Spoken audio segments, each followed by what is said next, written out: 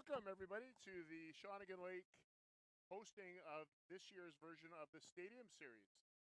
The Stadium Series is a series of games that has evolved over the years. Years ago, it was known as the Premier Series, and the rationale for these games is they're cross-zone games. So all the games are so, for example, the St. George's boys from Vancouver, the Lower Mainland region, will be playing our boys, which obviously represent the island. On the girls' field, for Shawnigan will be obviously the Shawnigan girls, and they're playing DW Poppy, who are from the Fraser Valley. I believe they're from Langley. So it's a great day of rugby. Obviously, the weather is not too much in our favor, but the rain is slowing down. On my left, I'm very lucky to have Mr. Clinton Baker, Matthew Clinton Baker here, who's a keen rugby man, a Kiwi who has grown up with the sport and played his rugby at UVic for the Vikes and is now happy to be alongside me on the mic. MCB, how are you, buddy? Yeah, good, Mr. Murdy. It's yeah, like we were saying before, a little cloudy, but it looks like the rain's gonna hold off for a little bit here. But yeah, I'm a big fan of wet weather rugby. Actually, it's just a bit of a different game plan, and certainly a bit of a crackle in the air. Lots of teams just finishing up the game that's just finished, and looking forward to the Iron Women versus DW Poppy, like you said. Yeah, it should be a great match. So DW Poppy are last year's provincial champions. And so it's a great test for the Shawnigan girls. Shawnigan girls are on a little bit of a roll. They've had some great success so far this season, and this will be a real test for them against the opposition from DW Poppy. As you mentioned, the wet weather rugby. I know you liked it for the abrasiveness that it brought to the game. I liked it because it slowed everybody down, so I could finally catch somebody. So it should be entertaining. It's a great equalizer, though, for sure. Hmm. So maybe a little bit about that. I'm not sure how many people are watching now or how many people will be watching at any point, but a few key things. Obviously, just really simplifying it. You look at the coaching team of the Shawnigan Women's First 15, known as the Iron Women. What sort of messages do you think they'll be getting to the troops about the style of game they'll be playing today? Well, yeah, it's interesting. I mean, we've got some incredible experience working with the girls. We've this year had Barbara Mervin, former sevens and 15s international player, who's joined the coaching staff. She works along Laura Russell, who's the former national team captain, and has also represented the Barbarians in World Rugby level. So it's an incredible staff there. And then obviously, again, the head coach is Shannon Atkins, who who uh, who is the has a lot of experience coaching provincially and regionally and a variety of other representative teams. So everybody has their own thoughts on that, Matt. What would be? Tell me what you, as if you were in that situation, what would you be? Would you be changing your style of play? Well, I think like anything in rugby, a simple game plan's probably a good one, and I would imagine the girls will be given the message: just do the simple things really well. Just make sure you focus on your individual job. I know we've got a pretty strong midfield, and maybe taking us through the lineup. Eventually, we'll get to that. But with Sophie Hayes and Arnica Bulmer at inside and outside center, both good, strong ball carriers. And so I think early on, just really setting a target in the midfield. We've got some good forward runners and just really testing DW Poppy in that space. Nothing complicated, but a simple game plan based around that basic idea. Yeah, I couldn't agree more. It is interesting though. I mean, everybody does have their own approach to these types of things. Some coaches will try to play their style of rugby that they've been playing, regardless of the weather. And the girls, I wouldn't say they play a wide open run at all costs, jouer French flair style of rugby, but they actually have been playing a very attractive, structured game style. Where they I was speaking with Coach Laura Russell earlier today, and she was telling me how they've been really working on a two-sided attack, and what that means is they'll set up in the midfield, whether it be through a forward or midfield strike, and then they'll set up attacking options on either side of the rock, and then it's on just getting the communication right as to where's the best option, the most space, and look for those kind of mismatches. And I guess the other thought is then the kicking game. I know with Ava Ference, very experienced 9, and with Sophia Atkins at 10, I think with a bit of a slippery ball, maybe seeing how the back 3 or any of the DW Poppy girls are able to deal with good attacking kicks, either pinning them back or also giving the Shawnigan girls a chance to get underneath it and maintain possession that way. So that'll be interesting if they use that part of the game. It will be. I find, I watched a lot of the Women's World Cup this year, and I find that the kicking game is not used as much as it is in the men's game. And I'm not quite sure why, whether that's just a comment, it's just not. It seems to be a little more commitment to the running game. But it'll be interesting. You're right. I would certainly, if I was coaching, I would be looking to, like you said, keep it simple early on, but put the pressure on the opposition. Put the ball high up in the air. It's a little slick to catch. Maybe try to put it in behind them in the corners, and just get us on the front foot going forward. Is always, like as you said, that sometimes those simple things, but they're very effective. You've been watching there's lots of rugby this time of year. There, Mr. Clinton Baker. Tell me what's your latest lowdown as we have a little bit of time to kill here with what's going on in Super Rugby. What do you think of your Auckland Blues and how they're shaping up?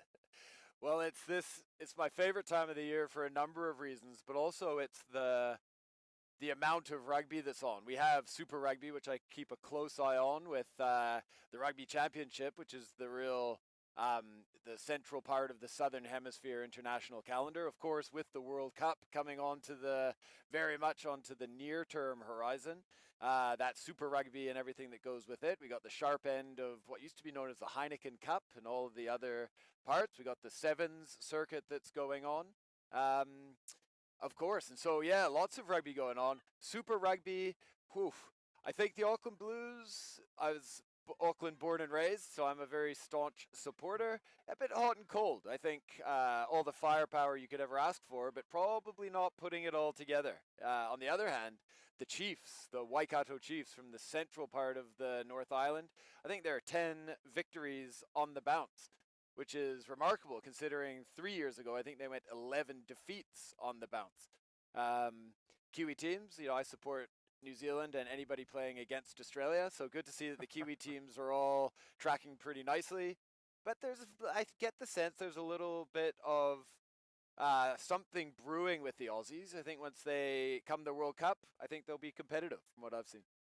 Yeah, well, it'll be very interesting to see how they come together under their new head coach Eddie Jones, who was formerly coaching in England and was let go, and has since moved on and been rehired with Australia. He worked with Australia a number of years ago. I think it was in the 2003 World Cup, and then has since been a bit of a hired gun. He's coached with the Springboks. He's coached professionally in Japan.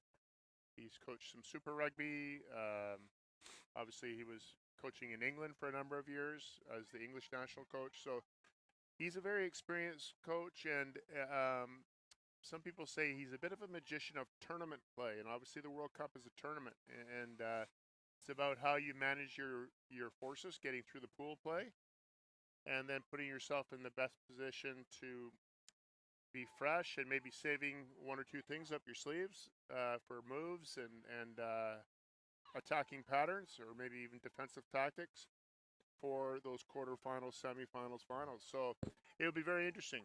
Like yourself, I'm a staunch supporter of the Kiwi sides. I've got played a little bit down there myself, and many Kiwi friends, and I just love the approach to the game that the New Zealand sides bring. They're always incredibly physical first, and I think that is and still is one of the most important aspects to rugby. It's a sport. It's a physical domination that sets up so many things. So, and the Kiwis are masters at it. In fact, they say the haka is worth probably 7 to 12 points, just depending on how much gusto they put into it. But it's I have faced it myself, not the All Blacks, but I have faced a number of New Zealand sides doing it, and it is an intimidating sight for sure.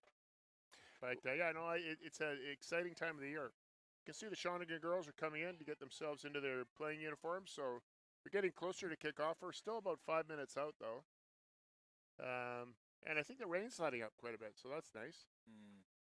Yeah, going back to the Eddie Jones factor, he's one of those such rich characters that make the game so special. And I think that meticulous planning leading up to a certain game. We all remember the Japanese national team knocking off the Springboks, for example, or dare I say, England under his guiding hand knocking off the All Blacks. Just meticulous planning and really trying to think about what sort of advantage he could get. So that's one of those special characters on the world rugby scene, isn't he? Yeah, you're 1,000% right. He's a special character. He's obviously incredibly intelligent with rugby savvy and technical knowledge, but he's a master manipulator. He gets under people's skin. He can just plant little seeds of doubt even in the officiating crews, just with the little comments in the media and then with the opposition. Just almost subtle passive aggressive comments that do exactly what they're intended to do. They rattle the cages a little bit of the opposition, and so I find it quite entertaining to watch. I enjoy it. I think it adds to the drama and the whole storyline. But they're all kind of getting that way. It'll be interesting to see the new coaching regime that's been named for post World Cup in New Zealand. Razor Robertson, who is fairly similar. He's a bit of a master of the not only motivating his own troops, but rattling other people with some of his comments. So it should be quite interesting to see. But there's some very good Northern Hemisphere teams also building into the World Cup. Ireland, France, and you can never write England off, but also Scotland, who are have a quietly building and have a very strong side. Well, I think it's fair to say, and I can say with some degree of confidence, there's never been a Rugby World Cup where it's been so competitive. And I think you look alone at only 2 of New Zealand, France, South Africa, and Ireland. Only 2 of those teams will make the semifinals. So that says it all. Yeah, it's incredible. It's incredible. Well, it looks like maybe we should move ourselves over, Mr. Clint Baker. Looks like we're getting ready for the teams are just about to take the field. We'll just get ourselves organized a bit here. Yeah, well, I think maybe as we move around, just mentioning we have Elliot Logan and Harry McGurk who are sort of behind the scenes here doing their thing. So, gents, on behalf of us all, thanks for all the work you've done to make this happen. Yeah, I'm good. Yep. Thanks. Okay. Yeah. Okay. You can see we've got the Iron Women in their team circle. They're having a few last words from the coaches prior to kickoff, and DW Poppy in red on the far side of the field. And this is welcome to Shawnigan Lake School for those that are just joining us. The field that the girls are playing on is known as the Canada Field, and it's been used for, well, first off, the name is in recognition of the importance of the role Shawnigan Lake School plays within Canadian rugby and the support that we have formally and informally with Rugby Canada as an organization. But we've hosted many international matches here at the school at senior level, women's level, and some age group rugby as well. So it's a fantastic legacy of rugby, and it's also a very special day. It's the Derek Hyde-Lay Pavilion Centennial Pathway unveiling, and you may or may not be able to see beneath me here the bricks And it's done as a fundraiser for the rugby program itself, where alumni and parents can buy bricks to support the rugby program. And down there you'll find a Murdy brick somewhere that has my children's name on it. So happy to put our money towards something that it means a lot to my family. Just about to start off here. It looks like Sophia Atkins will be kicking off the ball. But no, it's Ava Ferentz. Well, let me just take a sec here. Tim Murdy, just talking. This is Matt Clinton-Baker here. I'll just go through the starting lineup. We have starting at prop, Amelia Handysides. We have the starting hooker, Audrey Sang. We have Tabisa as the other prop, Hannah Tate and Caitlin Pierce in the second row. Gracie at blindside flanker, Romy Williams at open side, Gwen Lily Jones starting at number 8, Ava Ferentz at number 9, fly half, running the strategic side of things, Sophia Atkins. Left wing, Charlotte Cantonwine. Inside centre, Sophie Hayes, joined by Arnica Bulmer at outside centre. Sophia Jacobek on the right wing. And finally, Ella Houdon at fullback. Okay, we've got the ball deep inside the 22 here of DW Poppy. Shawnigan kicked the ball up, regained possession, and have gone through about 4 phases so far, using their forwards to get us on the front foot here. A nice forward charge there by Caitlin. And the ball still carrying on the same direction to the right, but it looks like there was a little knock on. So we're going to have a set scrum about 7 meters from the try line, and it'll be Poppy's ball. A little bit unfortunate there, Mr. Clinton-Baker. Yeah, well, we said just real focus. Handling is going to be something. The girls, they train so hard, and so they're capable of obviously playing expansive rugby. But yeah, they'll have to concentrate with a bit of moisture on the ball, obviously. Very risky, but you'll see right here, there's a huge blind side on the right-hand side of the scrum here. This is where if you back yourself, if you run to the right, 8-9 winger, you have a great attacking opportunity. They went the more traditional way, straight at the back line, and they've got well over the gain line. But if you back yourself and attack the space, there was a huge blindside there. Well, I think right away, you see that DW Poppy inside center. Geez, she's going to need some defending. She looks athletic. Yeah, she got us. She got Poppy on the front foot there for sure. She was well over the advantage line. They're a little bit of one-off rugby there to the second row for Poppy. Just trucked it up. Now they're going the same way again. Getting out in the wide channels. Oh, a nice run. Not a traditional number, but wearing number 45. I think she's the left winger. Playing through the 40. They got some athletic-looking girls out there in red. Oh, there's an unfortunate knock-on. And it'll be a set scrum. Still well inside what we like to call the red zone. So we'll see what we're going to do here. See what the defensive. This is so for me, Mr. Clinton-Baker. This is where young players traditionally make mistakes. They'll call a move now before waiting to see where the space is.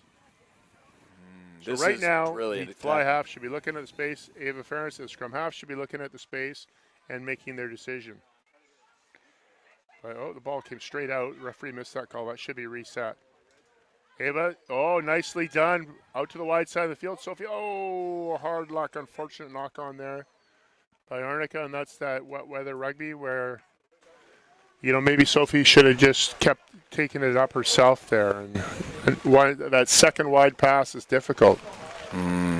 Just look like a few nerves from the Shawnigan Iron women. I think taking their eyes off the ball, it's a big occasion. This game has been pumped up throughout the last couple of days. And so I think just getting those nerves out of the way, they'll settle into their work. But I know Arnica's got great hands, and that's not normal for her. So hopefully she'll shrug it off and go again. Arnica is an outstanding athlete and rugby player.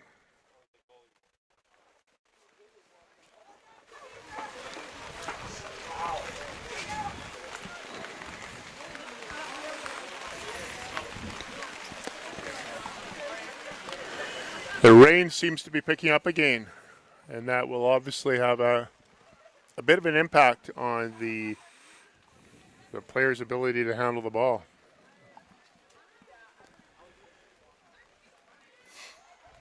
Oh, okay. Ball almost came back on the Shawnigan side, but Poppy were able to hang on to it there. That's set number 12, Mr. Clinton Baker. Still got well over the advantage line again. It looks like she might be held up. Oh, she's got it down. Coming back to the left. That's a great tackle. Driving tackle by the open side flanker. That's Romy Williams, grade 9 student. Well, I think that's actually Gracie playing open side flanker. Right. Who's also a very good hockey player. And here's Gwen Lilly, our Welsh number 8, who comes by it naturally. Her father, former captain of Wales, in the back row as well. So she's got some legit rugby genes in her body there. Oh, here we go. That's a nice ball. Quick hands from Audrey Sang. A little double pass on the outside to Sophia Atkins, who takes it up. Smart play not to force the oh. Unfortunate knock on again there. Oh, but playing advantage. Good refereeing.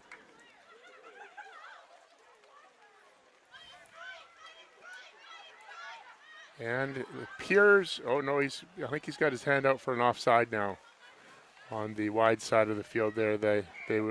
Shawnigan defensive line was lined up in front of the last foot of the ruck. So to be onside, the whole line must be behind the last foot of the ruck.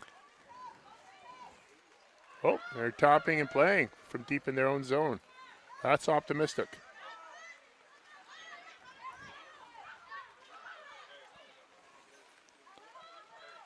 That's a great tackle by the blindside flanker. Who I think is Romeo. Oh, look, there's a break on the outside by Poppy. Doing a good job of offloading a couple times in the tackles there, keeping the ball alive. Very nice rugby. Very Kiwi-esque, Mr. Clinton Baker. Offloading through the forwards there.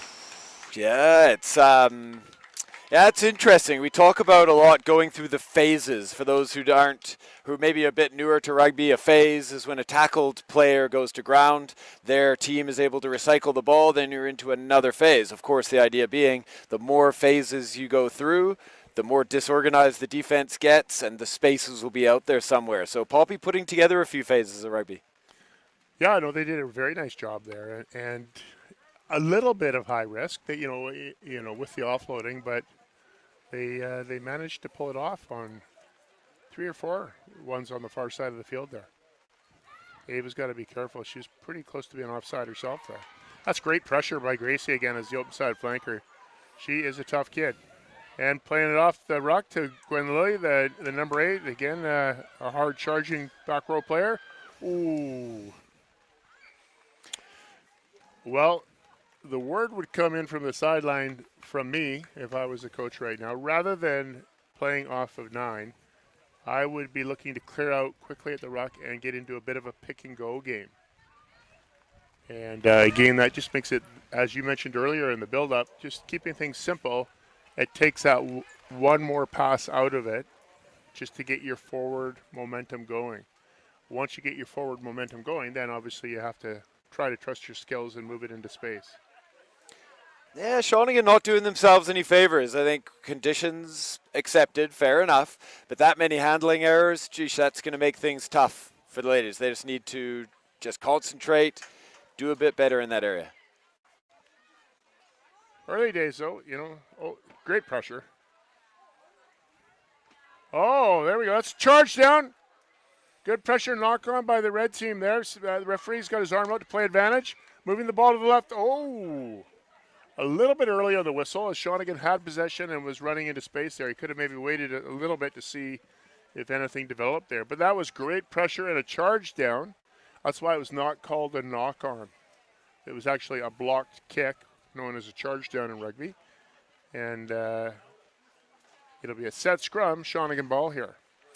Yeah, so again, just for those who haven't watched a lot of rugby, advantage is when one team makes a mistake, a knock-on, spills the ball forward. The referee has the ability to let the other team play until they've either got an advantage or there's no advantage. In that case, it comes back to the mistake.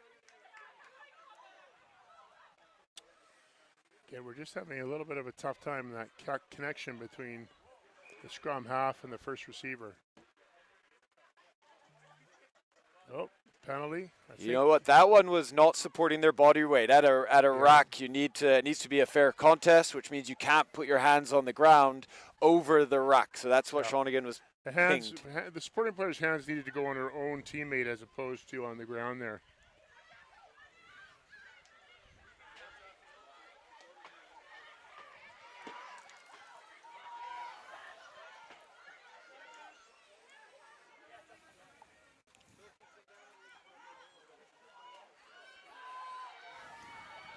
Oh, it's a good carry from Amelia Handy Sides. Watch her. She'll come into the game as things get going.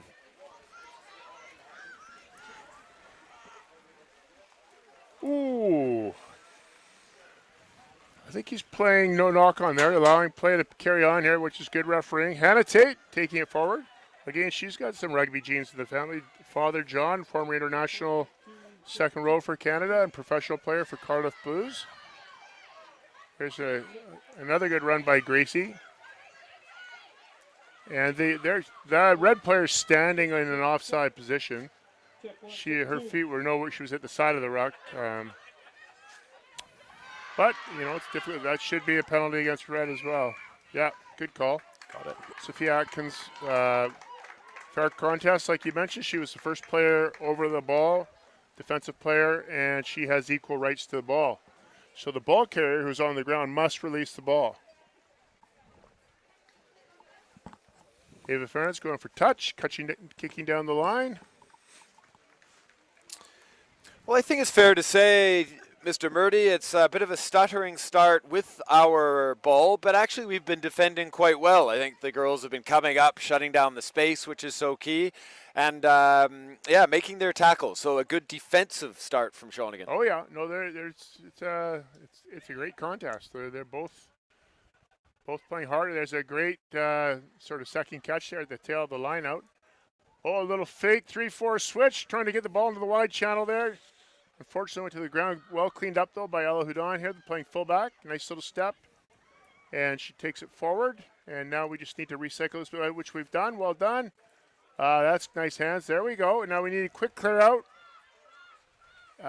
We didn't carry. Well, we're a bit lucky there with the call. I think Poppy a little hard done by. They drove through the ruck there and were penalized. I'm not sure what the penalty was for, but I think he said coming in from the side, maybe, which I can't really tell from here. Maybe they did. Audrey Sang trucking it up hard. And an offload. Oh, there's that one in the rain, which is a tough one to do. Gee, she looks like a handful, having Audrey Sang running at you. That's fearsome sight. Well done, Audrey. Yeah, she's a tough kid. Yep, hails from Hong Kong, and I'm told that Audrey can't whistle for some reason. Well, that's one of those fun facts that the girls shared with us. They just for a bit of fun, they give us a little list of interesting or fun facts on all of them. So we'll see what we're going to do here. Oh, it's Poppy's ball from the set scrum.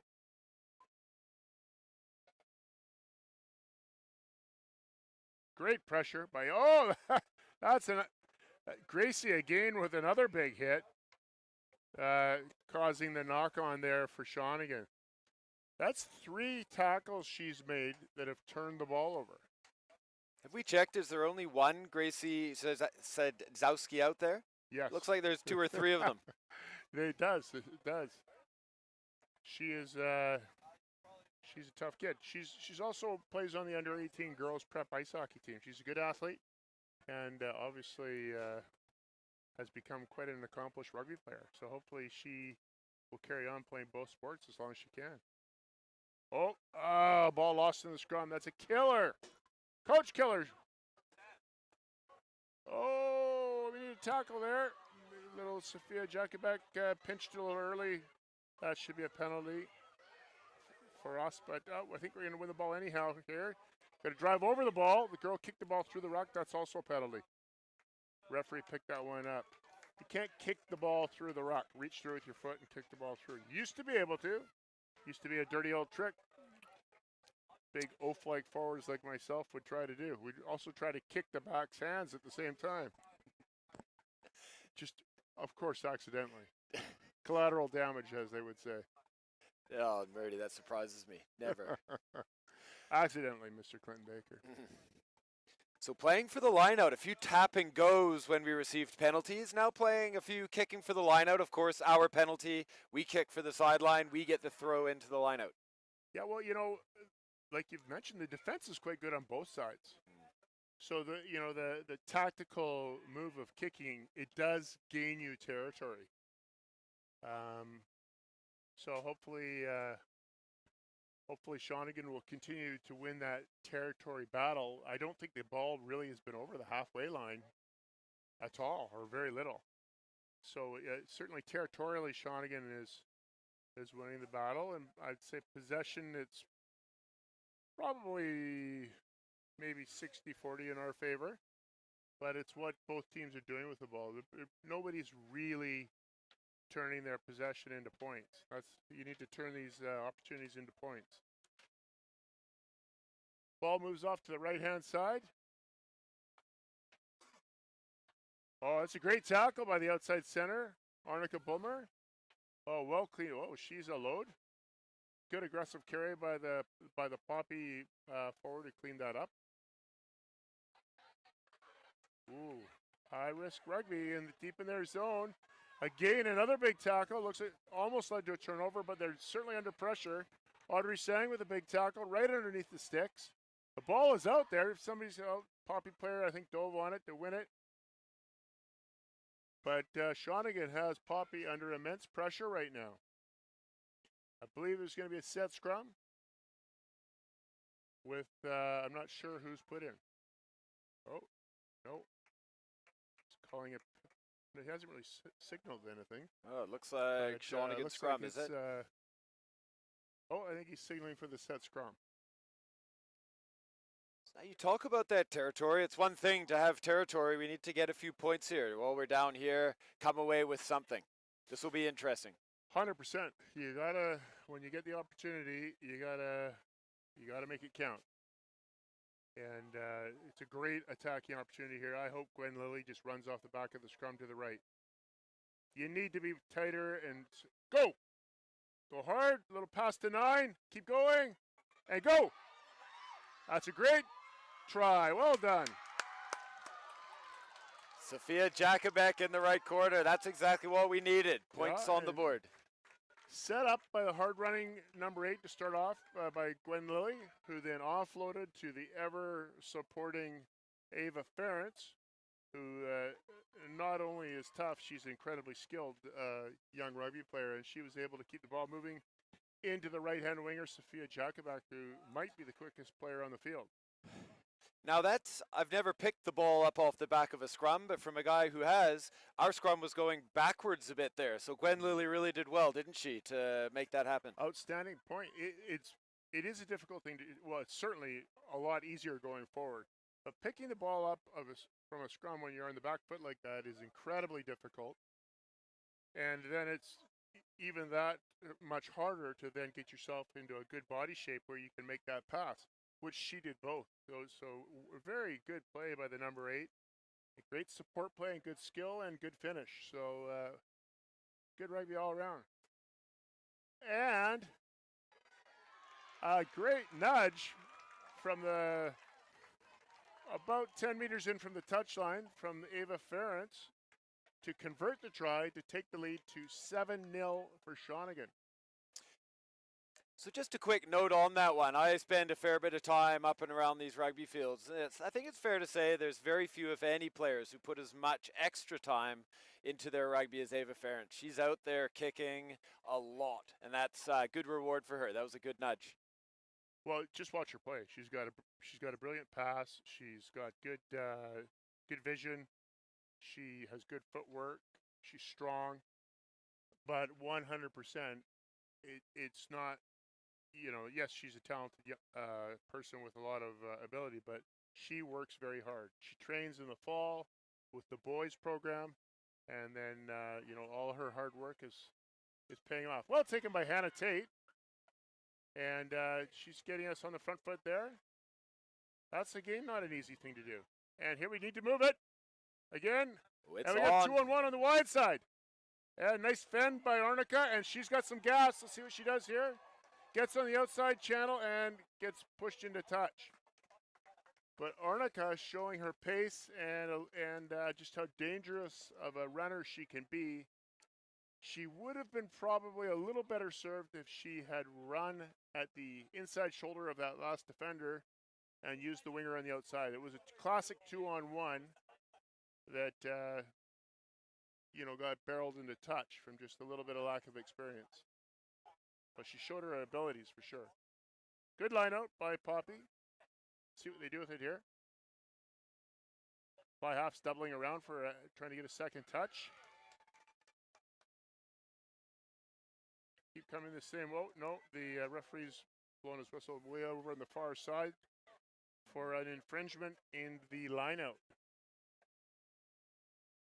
Referee Mike Moss. I remember playing against him way back in the day. He seemed like a veteran even when I was a youngster. He's been a good servant to Cowichan rugby for a long, long time, and now as a ref.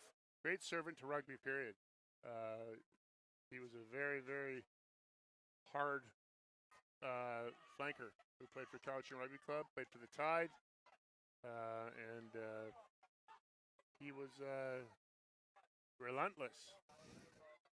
Smaller flanker, but in that kneel back mode of very good at the breakdown because he was low to the ground and very effective and aggressive. Oh, unfortunate knock on by the first receiver on Poppy. Let's use the ball here. We've got an advantage here. We've got an overlap too if we can move. Oh, he did exactly what you're not supposed to do, which is step back inside where the defenders are. We had a 3-on-1 on the outside channel. That's known again as a coach killer, Mr. Clinton Baker. That was an opportunity, and I think the ball carrier has got to take responsibility, but she should have been listening to the yells. That should have been the girls outside. Not sure if they did, but demanding that ball. That was on. Oh, it was on. That's that classic in attack, the communication needs to be outside in. In defense, it's inside out, and that's because you need to communicate closer to the ball. On attack, you're trying to communicate where the space is or the mismatch, whether it's size, speed, or overlap. So this is interesting. Split the back line. We're getting bullied a little bit in the scrum, which is not a good thing to.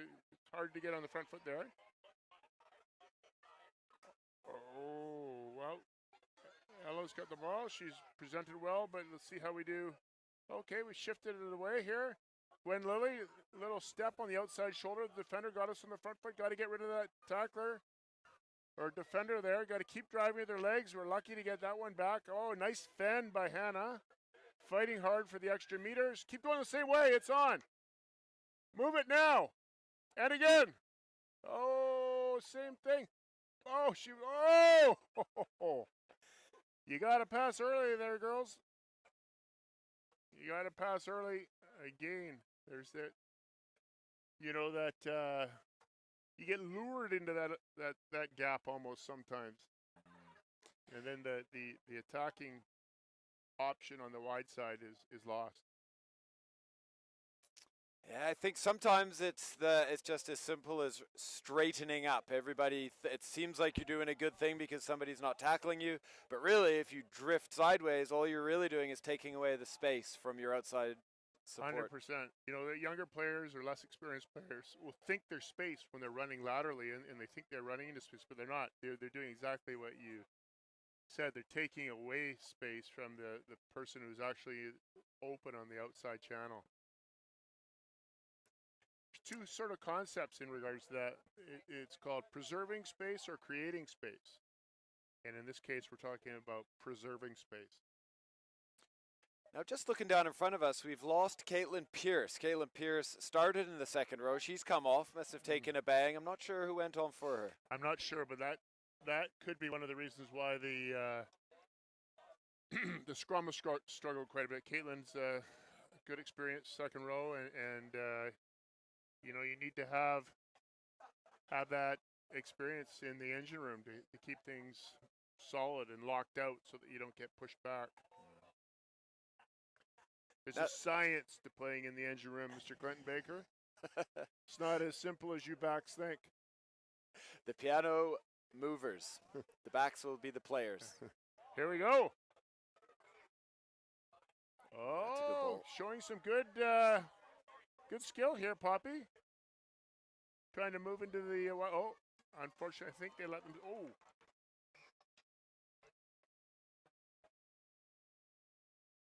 Set scrum here. Not sure about that. Looked like the DW Poppy girl. Maybe the referee saw something we didn't see. Now the DW Poppy girls are making a nuisance of themselves at the breakdown. They're putting some real pressure on there, aren't they? They are. Well, it's actually a good tactic, especially in this weather, to really put the heat on or contest at the breakdown.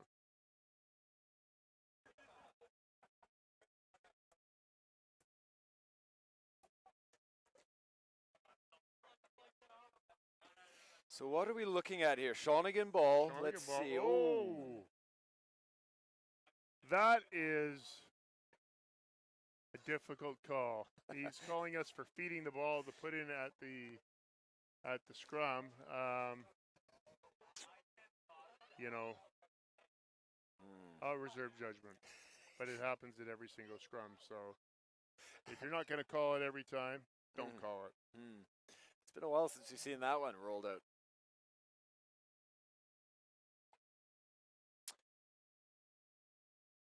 She's tapped the ball. She's putting it up. Ella Hudon's back there to cover it. She's let it bounce. Arnica is onside. She's fine. Move the ball out to Charlotte on the left wing. She's presented the ball through her legs, and the support player was pushed into touch. So it'll be a Poppy lineout, a bit of a territorial gain there through the kick. Geez, time is ticking by. Is that we are coming 3:30 left in the Time first. is ticking by. We're starting to assemble a good crowd here.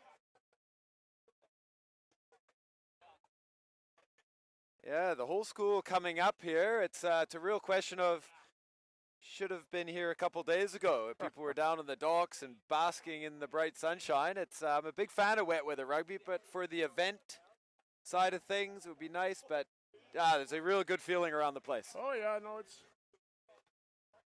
fantastic.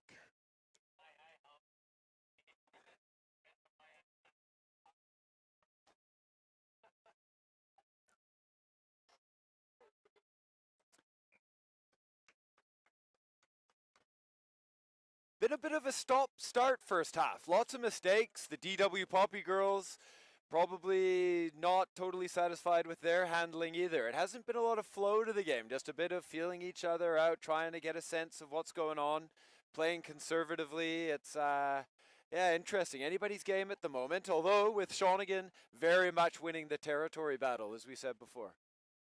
Yeah, well, it's a classic, the metaphor of the classic boxing match here, right? It's difficult to just go knock somebody out. You got to set them up and work the body a little bit and create your opportunities. And a little bit unfortunate there.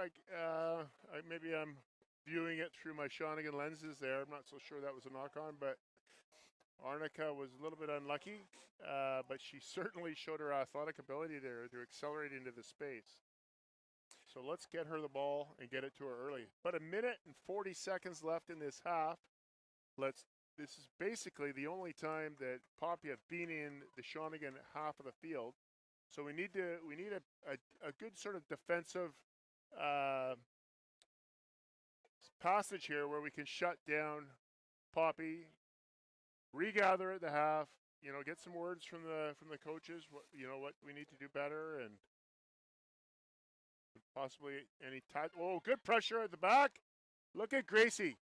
Look at her driving in the tackle. Oh, good girl. That's great. Oh my God, that was fantastic work by the open side flanker.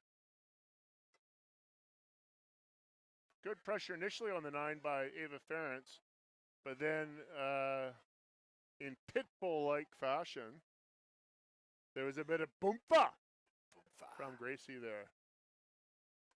Such a critical time, just before and after halftime. If the Shawnigan girls can make a stand here, psychologically, that's going to be big. And that should be a turnover for Shawnigan. Well done, Ava Ferentz. Turn the ball over in the tackle. Show some patience. That's no.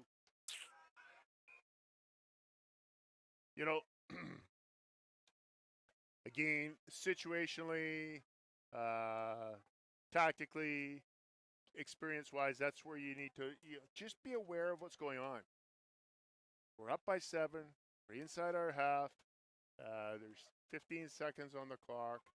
Let's not chuck it around. Let's get some bodies to the ball. Let's pick and go.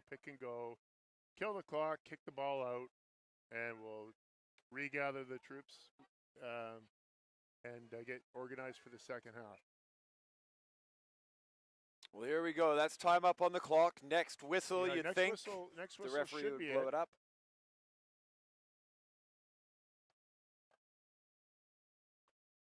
Interesting to see. So will they put it straight out, or will they have one more go? Try to finish. Probably have to have a attack. go. They're down by 7. They've got a midfield scrum.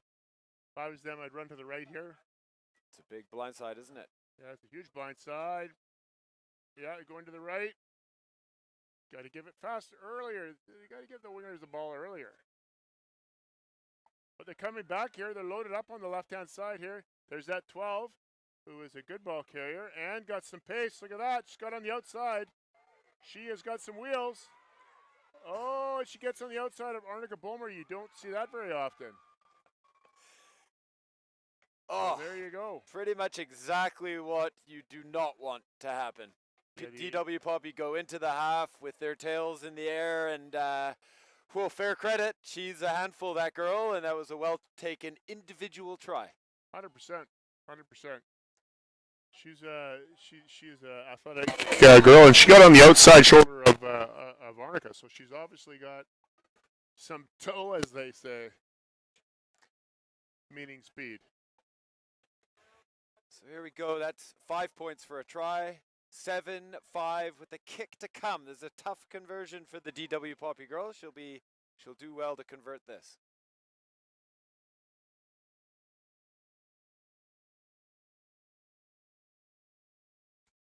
Oh, okay. So she missed the conversion. So at halftime, we'll go into the game 7-5.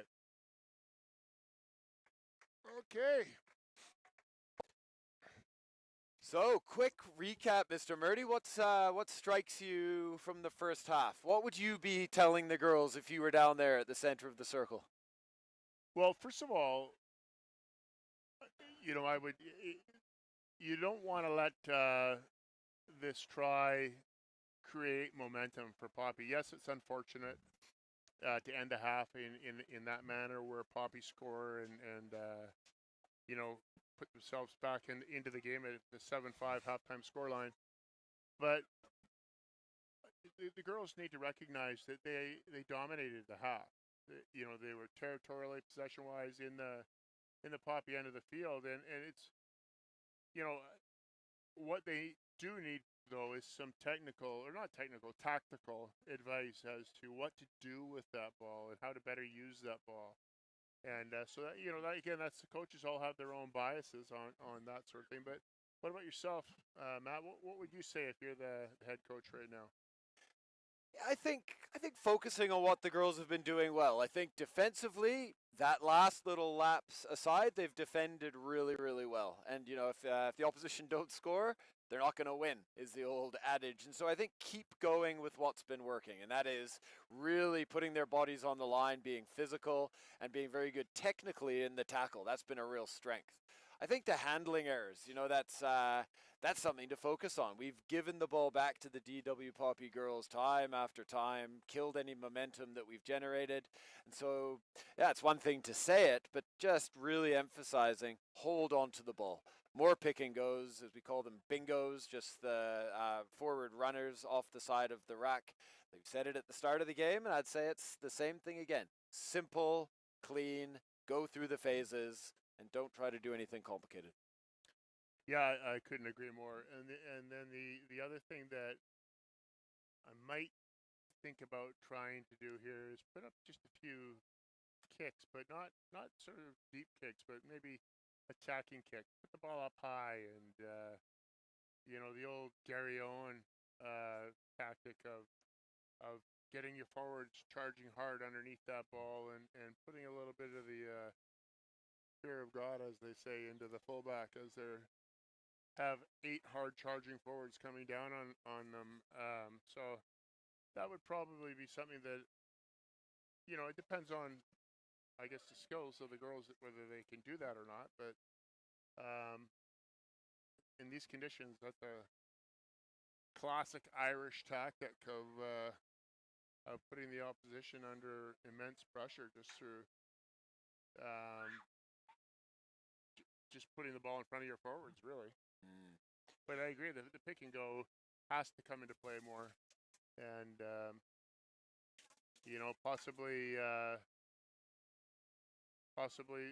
just got to be wary of that 12, and make sure that we're aware of her. She doesn't pass, so that's something you can almost pinch on her defensively with two tacklers, which might not be a bad decision anyhow.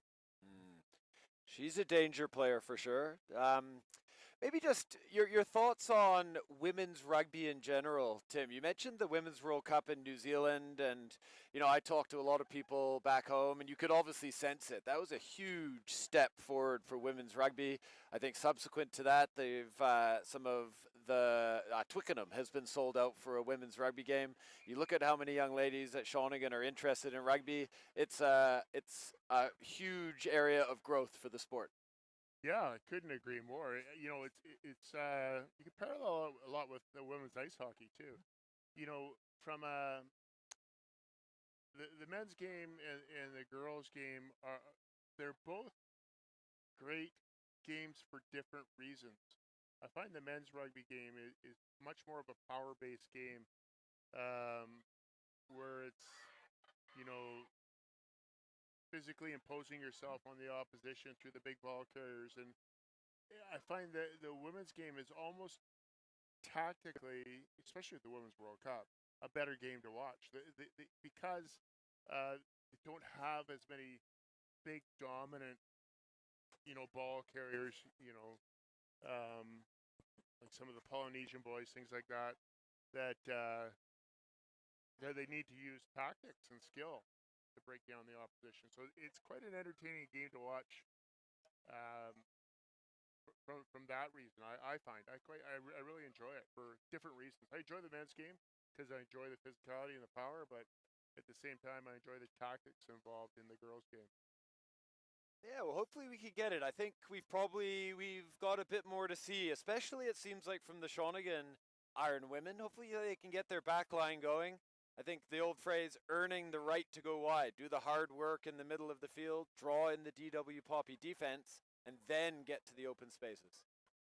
Well, here we go. There's the kickoff, and well taken by Hannah Tate, who's got us on the front foot again, and going down the short side right away, which is a nice tactic.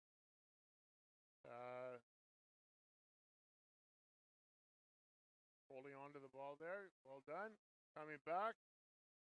Running off the 9 in the forwards there. And the girl in red is off her feet playing the ball, and that's a penalty that wasn't spotted by referee. You need to be on your feet to play the ball with your hands like that. Okay.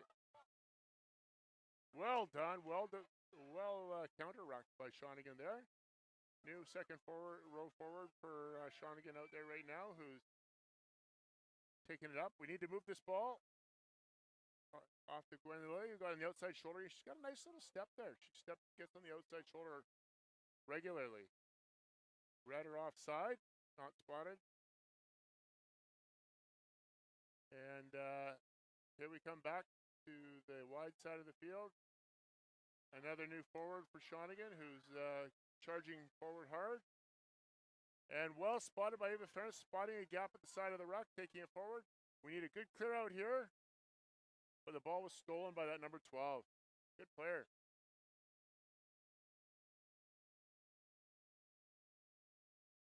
Oh, she's got her knees to the ground, so you got to release her. Let her play the ball.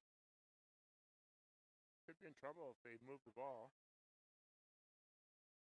They got a 3-on-1 here. 2-on-1. And the winger stepped inside to the defense, fortunately. Coming back to the wide side, held on the ball, dropped the ball, but didn't go forward. So Poppy maintaining possession, setting up the ruck, and playing to the wide side. Great tackle! Sophie Hayes, excellent tackle. And Sophie Atkins picks it up to get us going on the front foot here. See what we can do. Let's shift this ball quickly. There we go again. Oh, the big forearm out there. Well done. We need a good clear out, though. Oh, unfortunate. Unfortunate. The support play was just a little bit slow getting there. Ball carrier got isolated, and as a result, the ball was turned over. Two real examples there of how a defensive play can give you so much momentum. Arnica with the counter rack, Sophie Hayes with the good dominant tackle. Yeah, such an important thing to get those defensive dominant plays. Oh, yeah. There's no question. That's a great defense there. Great. That's at number 17's made two big tackles since coming onto the field. Playing in the second row. Got us going on the front foot. Ball's turned over there. Oh, nice little offload. Hannah trucking it up, and let's use this ball quickly here. We're coming the same way. Oh, unfortunate. Oh, no. All that pressure and unfortunately turned over. And calling Shawnigan for coming in from the side at the ruck there. And so that'll be a turnover. That'll be a penalty for Poppy here. They kicked one penalty in the first half, but they've run everything else. Tap and go. Oh, the tap and the kick. Interesting. And knocked on by the Shawnigan winger there.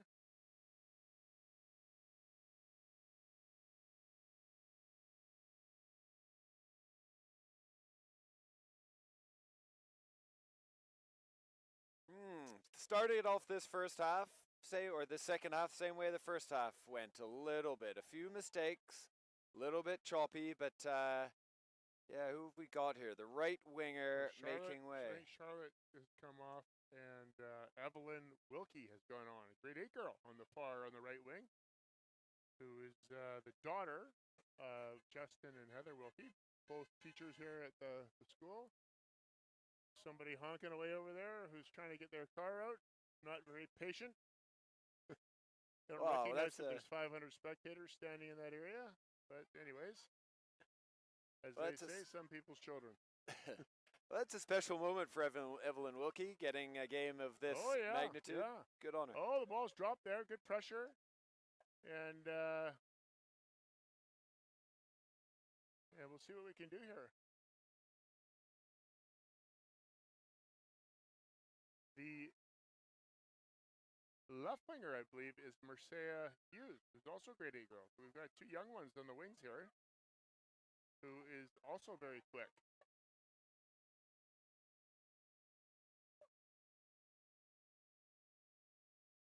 Look at Sophie Hayes coming up. Now we need that. There's Gracie. Oh, she missed her that time. But good tackle by Arnica. Great pickup by the fly half from Poppy. And so they've kept their attack alive there. Playing off to the left. There's that number 12. Got to shut her down. She's go. Whoa! Big fend by her. Boompa! Wouldn't wait for that one, Mr. Clinton Baker. All a little bit lateral again, so giving the ball back to Shawnigan. Let's see them go through a few phases here. I'd love to see Shawnigan just hold on to the ball. She is a hard runner, though, that inside center for Poppy, I tell you. She looks trucks dangerous. it up hard.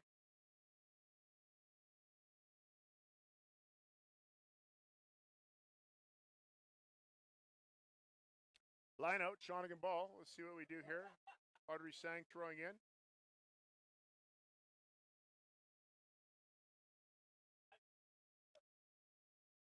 Woof.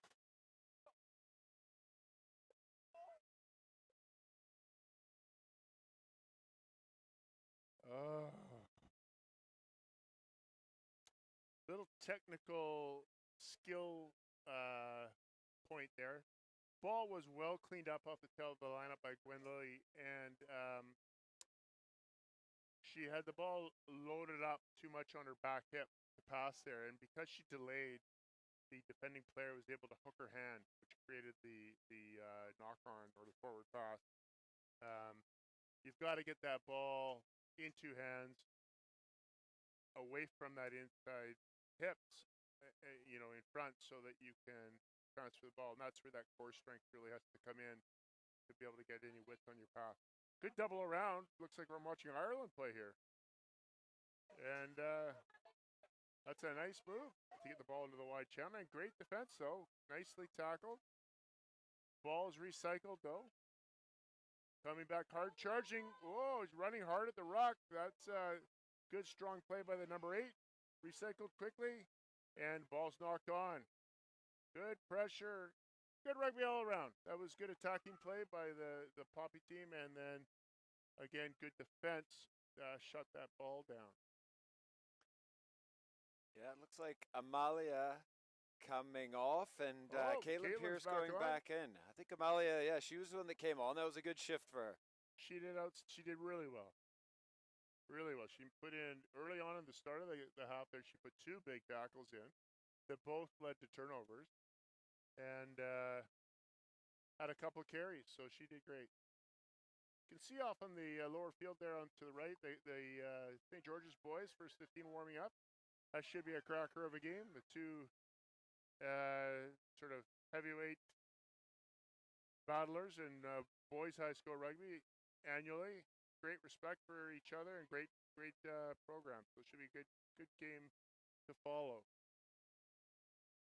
Some fantastic rugby here. Great break by Arnica Bulmer, showing her strength there. And good ball presentation. Oh, we need to move that a little bit quicker. But Hannah Tate showing some great skill to keep the ball alive. Oh, unfortunately, the ball was knocked on in the offload. But some really good rugby to that point by Arnica and Hannah. Arnica is, again, one of those dual sport athletes. She's a nice hockey player. She will be playing ice hockey next year at Western Ontario University, the Mustang. She's already committed to be playing there next year. So she's a talented kid. So just a few changes again. We had Romy coming off. Romy was one of our flankers from Mexico City. She's not afraid of a bit of dance, as Romy. And then going back to Amalia, she's from Hanover, Germany. She lived in South America for 2 years. So it's like the United Nations out here, Mr. Murdy. It's fantastic. Full taste of the Some internationalism. Some of these girls have never even heard of rugby till they started playing this term. So it's unreal. Oh! Almost intercepted by Sophie Hayes there. And a little bit of a knock-on in the attempt. A little bit more that would have been under the sticks. That's the fine margins. She was almost gone. Oh, she stuck out that big fork and almost pronged it. She almost had it. She was almost away. Unfortunate knock-on, but it was a great attempt to go for that ball. She's a good player. She plays a lot of rugby. She's grown up playing the game. Her father down below there, Jeff Hayes, old teammate of mine, Purple Hayes, was a good prop. He's an old boy of the school here, international player, capped by Canada, loose head prop. Great tackle by Ava Ferentz. Oh my gosh, that was fantastic. She launched herself and stole the ball at the tackle and offloaded it. And here we go. There's Gracie. Another offload that didn't go forward. And we recycle the ball. Let's use it. Go forward. We need to get going forward here. Well done, Hannah Tate. We need to clear out. Hold on to the ball here. There goes Gwen Lilly. And there we go. It's 2-on-1. Arnica, go. Go. Oh. She got the ball on the outside to Marseille there, who has presented the ball nicely. And here we come again. Truck it up. There's Gwen Lilly taking it forward. And, come back to short side. Oh, no. Okay, we're going to go to the wide side. Oh, yes. Oh, look, that looks like a try to me from here, sir. Oh, he's calling held up. Somebody call the referee review here. We need to show him video. That was a try. Well, we finally, checked the video review. Shawnigan jumping into life there. So Great we rugby. got it on video. That's a try. Oh, it was the goal line dropout, of goal course. line We're back dropout. into Here we it. go. Coming back. Let's go. Oh, she's offside and off her feet. That's a yellow card anywhere. And there's a quick tap by Eva Ferentz. And that's a... Oh! Somebody call the police. There's been a robbery. We've been robbed. And I'm not biased. I'm just purely commenting on the spectacle of rugby. Here we go, another goal line dropout. And what do we do with it? Here we go. Shift it. And go. Go, go, go, go, go, go, go. Oh, well tackled. Because Evelyn's quick. So that girl was well tackled. Oh, we got to get some numbers there. We got to get some numbers over the ball. The red team are off their feet at the ruck. We'll see if he calls it. You can see them, two of them flopped over. He called it the other way. Interesting. Not sure what rule book he's reading. Well, it was a matter of time before you really got the juices pumping, Merz. We've had a call for a TMO. We've had a call for the police. Let's see what happens next year. Well, 15 minutes or so. 16:44 to go. And again, Shawnigan putting all the pressure, similar story to the first half, clinging on to a narrow 2-point lead. yeah, well, highway robbery, I would say, in regards to a couple of those calls, but who am I? Okay, let's get, oh, another good tackle, another turnover. And here we go, move it. Oh, clear out, clear out, clear out. There we go, and we're playing with the forwards off the right-hand side of the ruck. Well taken up by Caitlin.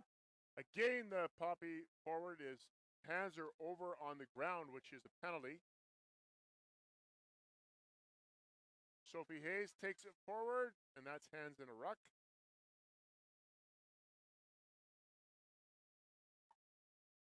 Okay.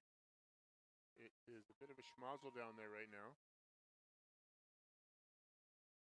Whoa, well done by Hannah Tate, showing some good patience and strength to get the ball going forward. And penalty for Shawnigan. Now, do you look at the post here, Mr. Murdy? No, I wouldn't. We're not consistent enough with our goal. Well, it looks like we are going to go for goal, so we'll see. But, you know, that would only take us to 10-5. Yeah, unconverted try would tie it. I would, no, I would be tapping and playing through the forwards. It's always those calls. It's interesting. I think Ava was very clear. She's backing herself. Coming away, it's a fine balance. You got to come away with this territory with points.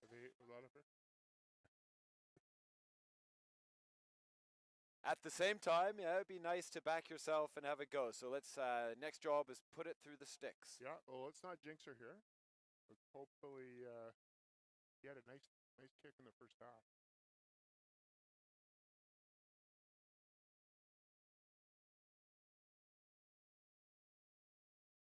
Wide right.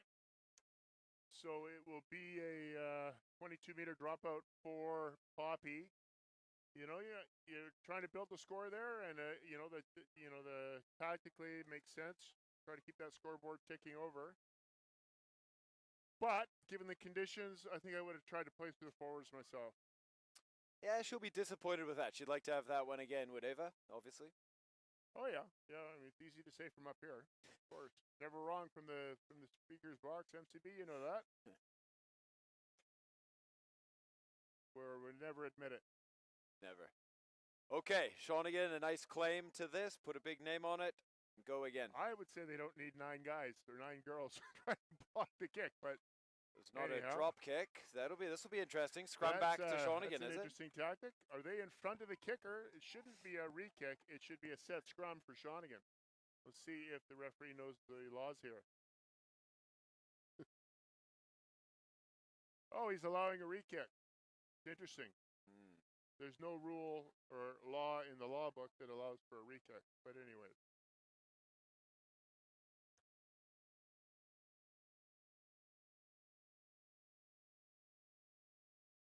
Okay, here we go. Ava Ferentz.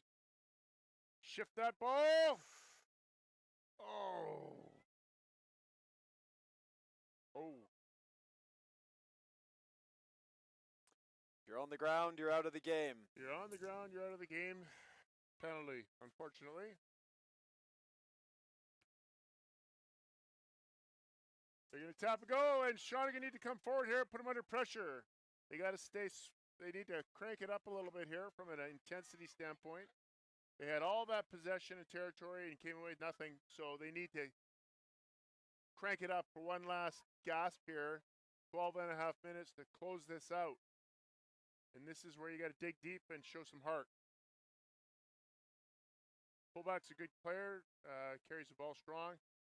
Nice pick and go. Oh, that's a great tackle. I think that was, not sure who that was. That was Caitlin who made that tackle. There's another good tackle. Surprise, surprise, it's Gracie. Oh, there's a good offload. And another good tackle. And another good tackle. There we go. Keep driving there, Arnica. Atta girl. Keep going. Now we need to counter rock hard. She's isolated. Oh, they did a good job. That's at number 12. She's a good player. Ooh. Come up, come up. They need to come up. Audrey Sang, nice tackle. And hands on the ball. Ava Ferentz, that's a penalty. That should be Shawnigan's ball. Yes, good call. Ooh, we needed that. That was the momentum very much shifted back, didn't it? Yeah. Very good. There was some good ball carrying by Poppy, to be fair, but some great tackling. And very good recognition of the opportunity by Ava Ferentz to get a poach there, get a bit of a steal, and she did a fantastic job. Good body position, nice and strong and low over the ball.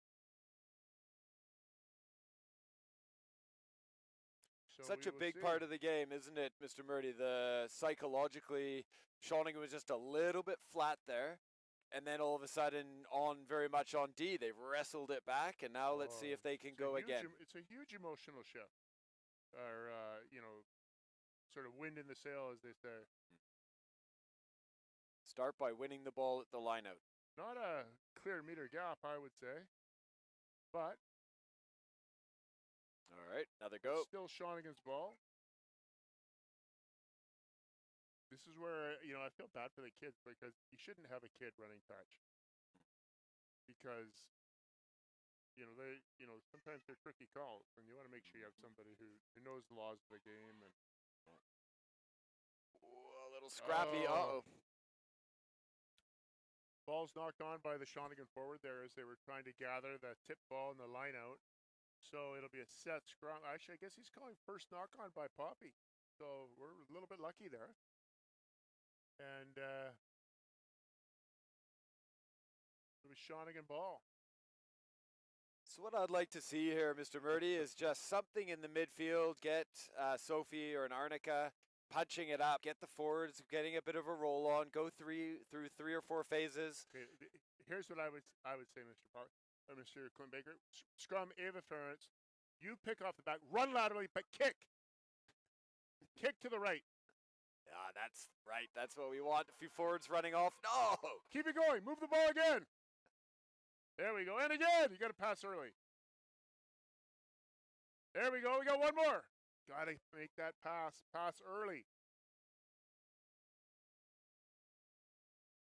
Come back. Here we go. Held on to possession. Taking up hard in the forwards. Well done. Good offload. Still going forward. And here we go. We're playing off to the left again, going the same direction. Well, that's a great tackle by the Poppy girl. And a good counter rock. Oh, maybe we lost possession there. It was good counter rock by Poppy, to be fair. And the ball's turned over. We need to have a little more urgency, sense of urgency in the forwards to make sure that we get over that ball and hold on to possession. Oh, ho, ho, Nelly, as they say.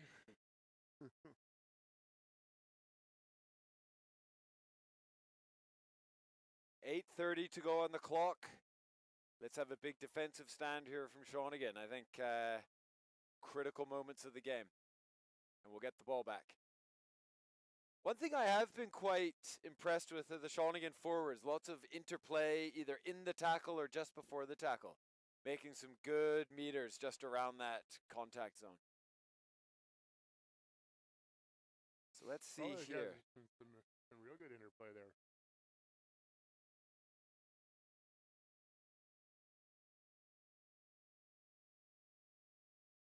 Holding on to the ball now is the name of the game. We're in the right position on the field. Keep the ball.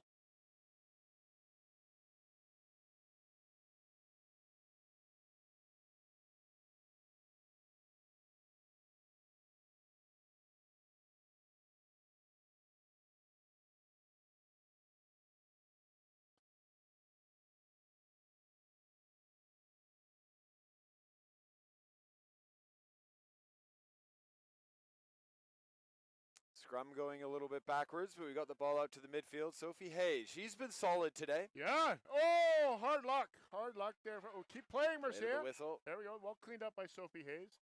Classic kind of new young player there. Drop ball thinking that it was over and just letting the ball sit on the floor. That's a live ball until the referee blows his whistle. That's rugby, like soccer, plays advantage. So, opportunity here, or opportunity lost, opportunity here for Red. Just under 7 minutes left in the game, and it's been quite a contest, quite a tilt. And Marcia Hughes here on the left wing, a grade 9 student, is also That's represented. A big 5 meters though at MCB. Look at that. We're too deep defensively. Yeah. And now as a result, we've come up with a little disjointed in our defensive line. Sophie Hayes is a big hit, but she bounced off. She didn't wrap the tackle. And the fans are waving from below. The adoring fans, Mr. Murdy. The adoring fans. 6 minutes to go. DW Poppy with the ball. Let's. That. Oh, they're lucky not to have a. Look at Arnica track across here. Whoa, like a shark. Just sensing the kill. Sophie Hayes, she's had a fantastic game.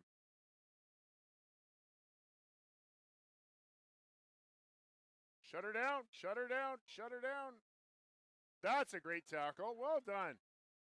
Now come out to the left here, defensive line. Don't pinch. Oop, they got keep numbers. sliding, keep sliding. Great tackle, Caitlin. And a hard counter ruck. Well done.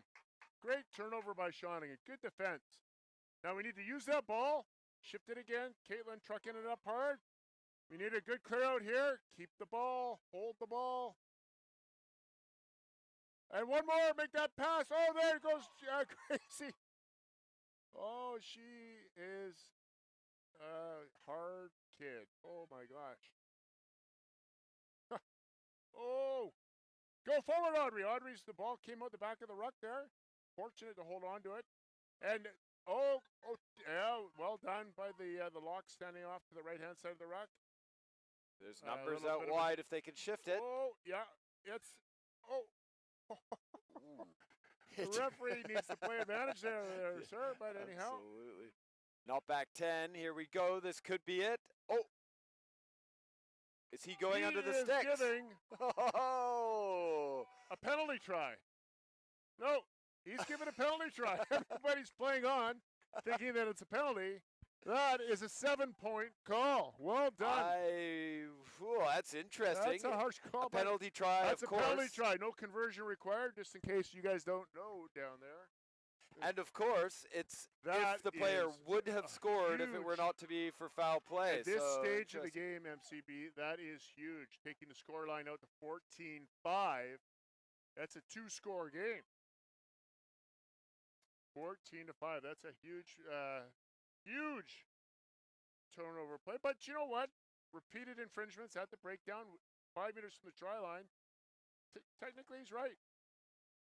You know, very developmental rugby. I'm not so sure they're doing it cynically, but you know, when you take that many penalties close to the try line, repeated infringements. The question, of course, is would she certainly have scored? There were defenders in front of her. Marginal, I'd say, but yeah, we'll take it. You know, well, it's also that's all obviously subjective, but also it's in relation to the fact that you've been playing inside the 5 meter line, and there was 4 consecutive penalties that the red team is getting under the ref's skin here a little bit. We came in from the side, giving away another penalty. 3 minutes to play here. Okay, let's be smart. Okay, let's get to the ball, guys. Get to the ball. Get to the. Oh, don't just throw the ball away. And there's Arnica showing her strength and speed.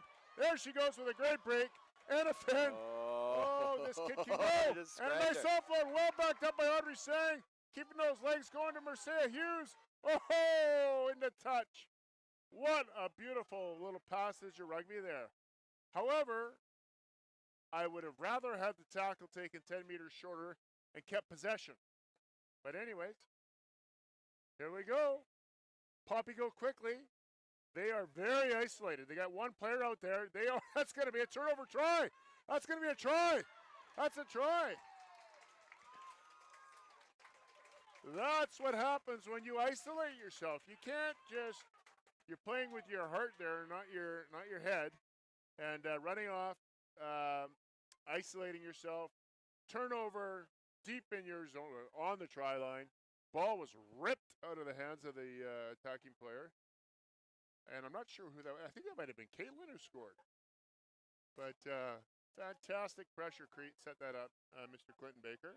Yeah, well, how many times do you see that, Merds? It's just, I think now in the last couple minutes of the game, all that hard work that was put in over the first 50 minutes, really leading up to that. The DW Poppy girls have just run out of gas a bit, haven't they? Classic. It's we were talking about earlier when we were kind of killing time in the build-up. We got onto international rugby conversation, and that's classic All Blacks. It's punch back and forth. It's like a heavyweight boxing fight. But then just having that extra gear and that pressure and just wearing down through attrition the opposition, and then the points come. They come in the last 10 minutes of each half or last 5 minutes of each half. Because, as you said early on, you have to earn the right to play wide, but the same thing, you have to earn the opportunities through setting them up. And great work, great pressure, and fantastic and well-deserved try. Taking the lead to 21-5 for Shawnigan against last year's provincial champions. Let's not forget that. Yeah, gutsy effort by the girls. They'll see this out, and credit where credit's due. They've stuck to their business and defended really well. I think that's a key. Spiakins. Let's shift. Oh, okay. Nice little step and a little bit of pace. Oh. Oh.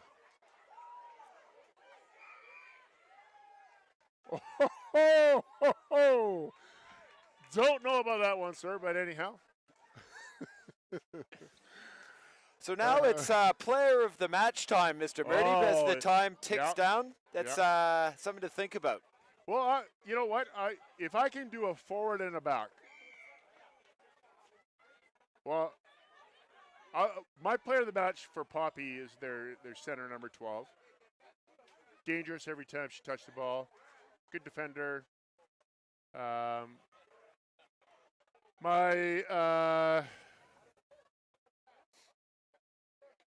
player of the match for Shawnigan is the open side flanker, Gracie.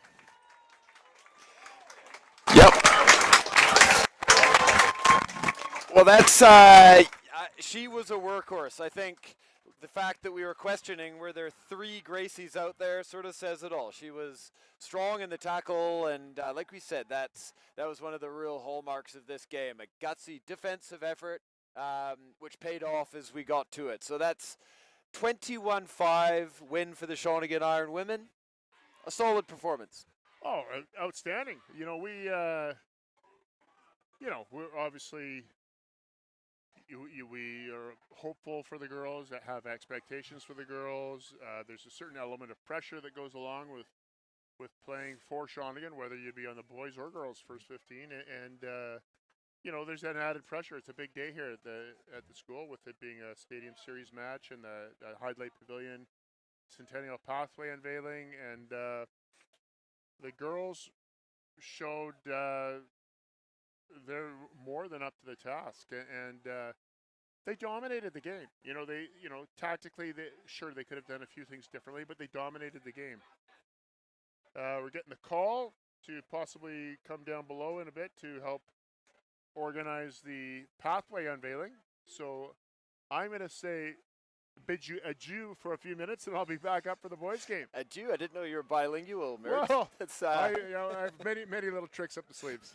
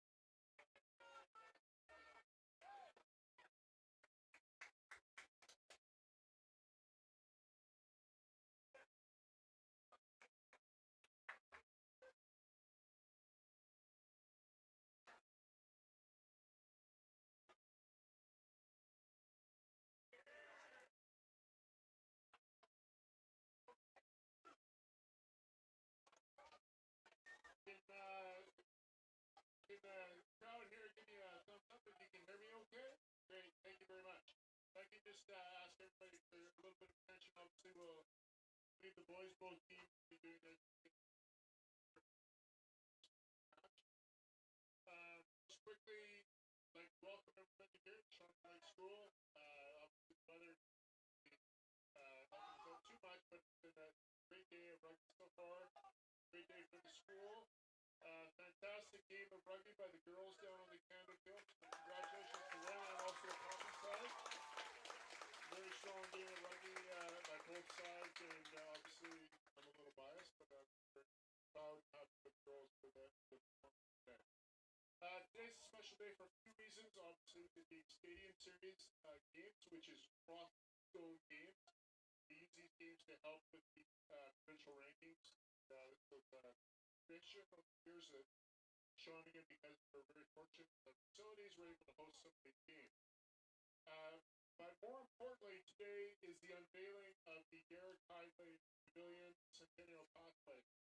You can see from here, which is the bricks, and the bricks is see that there's donors' names on there, and that's done as a fundraising program for the rugby program here at the school. So it's my honor and my great pleasure to introduce the head of the school, Mr. Lamont, and he's going to say about the events today. Thanks, Tim. So welcome to the Stadium Series, and a huge turnout, and we're thrilled to see all of you here this afternoon. We'd have loved some blazing sunshine, but we've got some steady Vancouver Island drizzle. This, of course, is an iconic rugby ground. We have the Hyde-Lay Pavilion here in tribute to Derek Hyde-Lay. I believe Ian Hyde-Lay and David Sun are here today as well. And of course, Canada Field, one of the bastions of Canadian rugby. And we have these plaques here with many supporters have donated towards one of them, and I want to give you that. Oh, I want to give you the message that one of the plaques says. These fields have inspired many, so dig deep, and your rewards are sure to follow. And this is more than a pathway. You know, rugby at Shawnigan is a pathway to friendship, it's a pathway to teamwork, it's a pathway to commitment. And for many of our players, boys and girls, pathway to university, going on to play higher level, greater honours. I want to flag up some of our current grade 12s who are, of course, going on prestigious programs both here in Canada and in the US, and also in Wales and the UK. We've got Ava here, going to Harvard this year to play rugby. We've got Dylan in our first 15 going on to Cal Berkeley, and many others who want to carry on playing and be inspired here at their time at Shawnigan.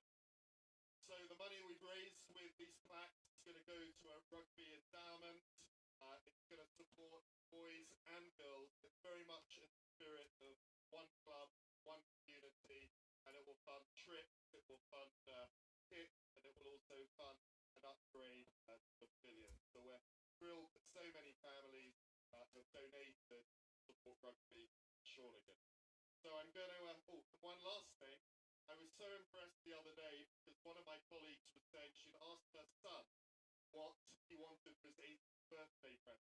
He said, "Mum, more than anything else, I'd like a plaque on the rugby pathway." So if any of you are still thinking, I would love a plaque, there is an opportunity upstairs. There's a QR code, and if you want to donate and have a plaque, your family name or your child's name, please carpe diem today. I'm going to pass over to Ava, one of our captains of the Iron Woman, as she's got a few words to say to all of you.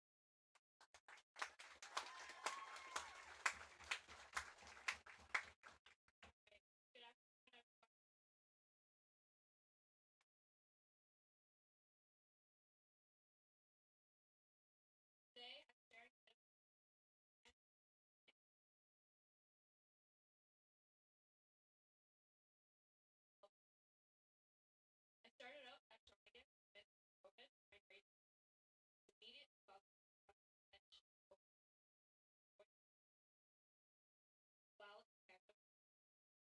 what pushed me. This marked the beginning of my Shawnigan career. Since then, the unwavering support I've gone on to train and play with and against the top players. Now, with help from both school, and especially the I'm able to take that next step. Div 1 versus rugby, and I truly support and up. Shawnigan rugby program, our community and culture are like with elite coaches guiding and challenging us every step of the way. From our alumni with unmatched insight, all the way to our wonderful 18 serve not only as athletic therapists, but our own.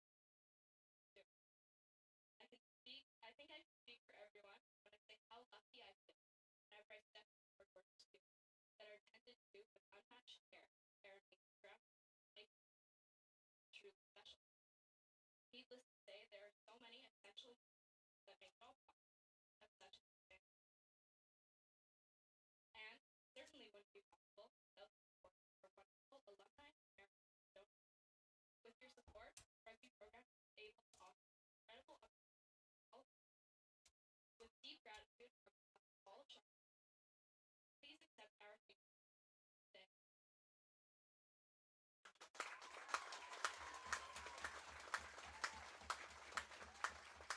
Okay, I'm going to invite Josh Ketch and Sophia Atkins to come up here with the ribbon, and I'm going to invite Ava to cut the ribbon. And let's, once she does this, receive it with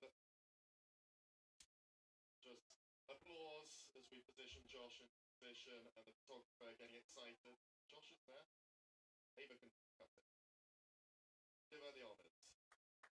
3, 2, 1, go!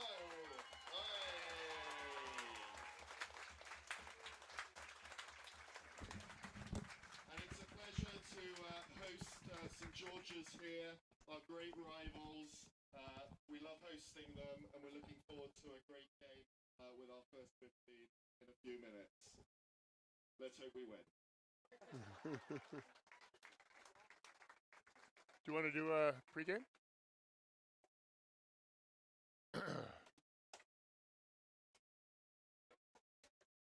When he gets here. Oh, here's. Okay, are we back on? Back on. Mr. Clinton Baker's out here to join me. Exciting. We just had the unveiling of which has been down there for a little while, but the official unveiling of the pathway, which is a nice project that will help raise money for the rugby program here. It's not a matter of raising money; it's to help out kids that need opportunities. That when we go on tours, things like that, some families, don't have the same ability to pay for their children to go on these kinds of trips. So it's a great opportunity. MCB, it's about to happen, the big heavyweight battle here, St. George's Shawnigan. Every year it's probably the classic heavyweight title fight in high school rugby. Any thoughts before we get into start thinking about the game itself? It's something that I love about high school rugby in general, that established rivalry, that just goes over season after season, go hard at each other, a healthy respect for each other. I don't think I've seen a Saints Shawnigan game that hasn't been competitive. And we love to beat Saints. Saints loves to beat us, and that real embracing of healthy competition, that's something special to be cherished. It's a good relationship. Yeah, I couldn't agree more. Hit the nail on the head. Yes, we love to beat Saints, and yes, Saints love to beat us. And that's what sport is about. And this is a classic case of two very good schools, two very good rugby teams that are going to have a great game of rugby. And it's going to be hard fought, and it's going to be contested hotly, I'm hoping, from both sides. And at the end of the games, there'll be handshakes and there'll be great mutual respect for each other, because it takes obviously a great amount of courage, but also ability to perform at this level. There's been all kinds of players, graduates from this, that have gone on to be international players, professional players, and had fantastic careers abroad and at universities. Just incredible number of stars of Canadian rugby from both teams. So it's great it's going to be something special. It's always a nice build-up when the teams come out of the dressing rooms. I'm not sure Saints are going inside. Or maybe they're making their way over now, and then we will see the eruption. Now, this is the first time they've met. MCB, I'm just going to borrow your headset for 1 second. I'm going to call in a guest here, special guest. I've got a special guest joining us here who's the father of one of the St. George's boys, Mr. Jason Hyde-Lay. Jason, great to see you again. Nice to see you. What position is your boy playing? He's playing number 2. He's playing hooker for the St. George's. He's, it's not the position I played, but good for him. Well, Jason, obviously, Jason is here cheering on the St. George's boys. His sons have all gone through that school and are great athletes. And Jason is a former international player for Rugby Canada, played 15s and 7s for Canada, and is great to see him involved through his children in this sport. It's nice to see still some good rugby, Jason. It is, and this is a quality matchup. These two teams are, I don't want to disparage any of the other teams, but these are two of the great teams in the province, and this would be an excellent game. And I know my boy, talking to him this morning, he's excited, nervous, and I can imagine for Shawnigan it's the same thing. So we're lucky to see this great matchup prior to the BC Championship. Yeah, well, it's funny. I was just talking, myself and Matt, who was here just previously. This game means a lot to both teams. Saints love to beat Shawnigan. Shawnigan love to beat Saints. They're both going to play hard, and they're both going to be physical, and they're both going to be skilled, but they're both going to shake hands after the game and have a great mutual respect for each other, and that's what makes high school sports so special. Absolutely. you know, the on the field stuff, as you know, Tim, that you know, it's tough out there, and you battle and you play hard as you can, but after the game you shake hands, and it's a great opportunity, I think, for both teams, all the players on the field to play at such a high level. And Shawnigan is such a great school. St. George's is you know, is also a very good school. So to have these two great schools play each other, I think it's great. It should happen every year, and I'm super happy to come over and watch this. I'm super excited about it. I know one thing for sure, though.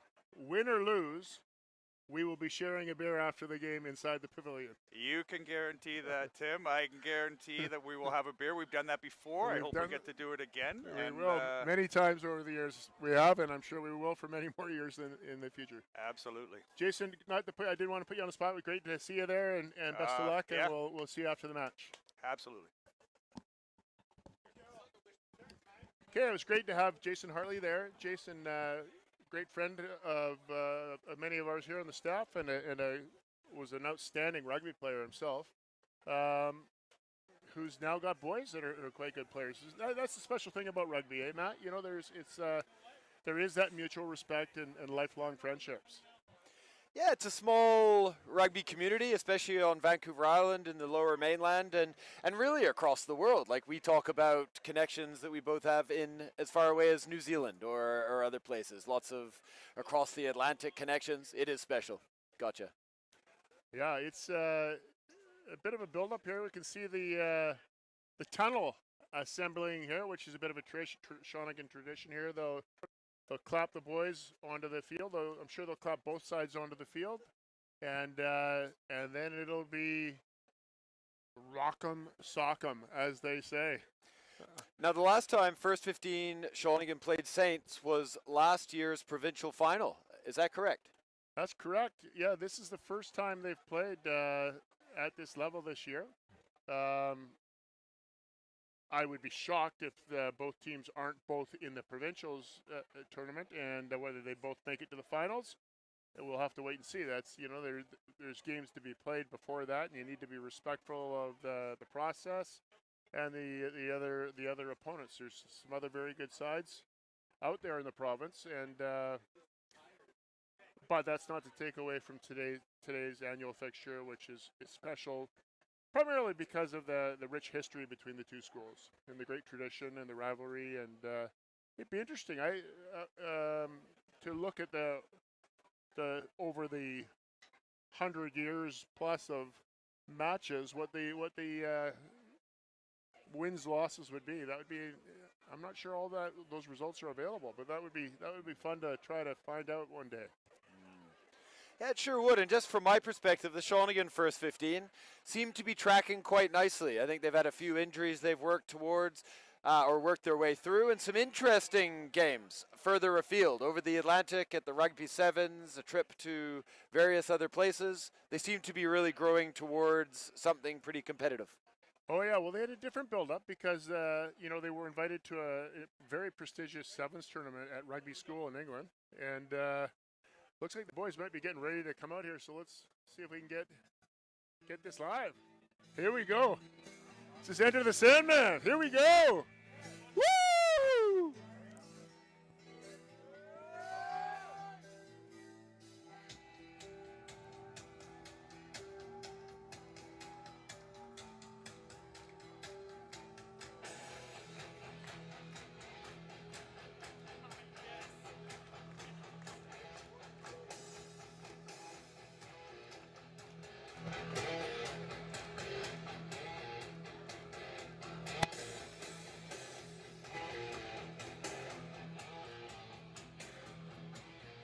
Christ, I'm ready to play.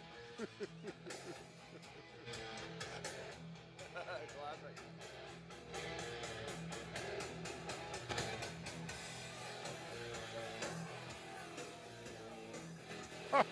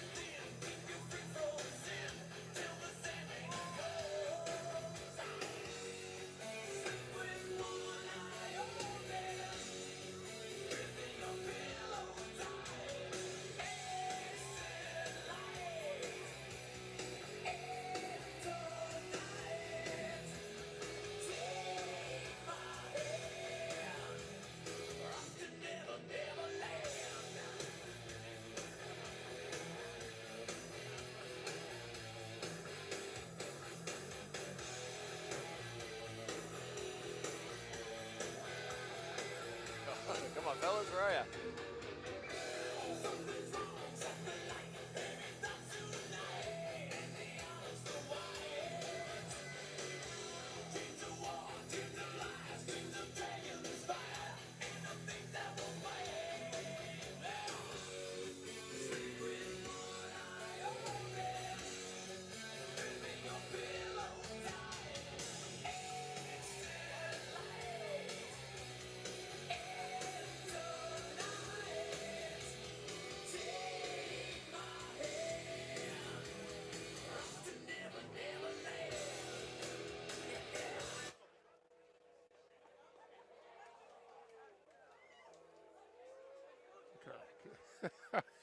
How many songs we got to go Right. through? I'm running out of tape on the phone here. Got the go-ahead. What's going on right now? I think they want Hell's Bells. Oh, here they come.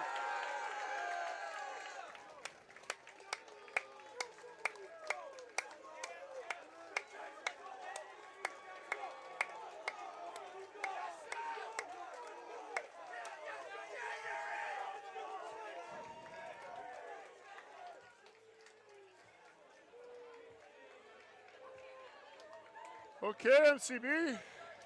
Bit of a build-up there with Enter the Sandman, and then anticlimactic. They didn't come out. Yeah, pick their moment. I think they mistimed it myself, but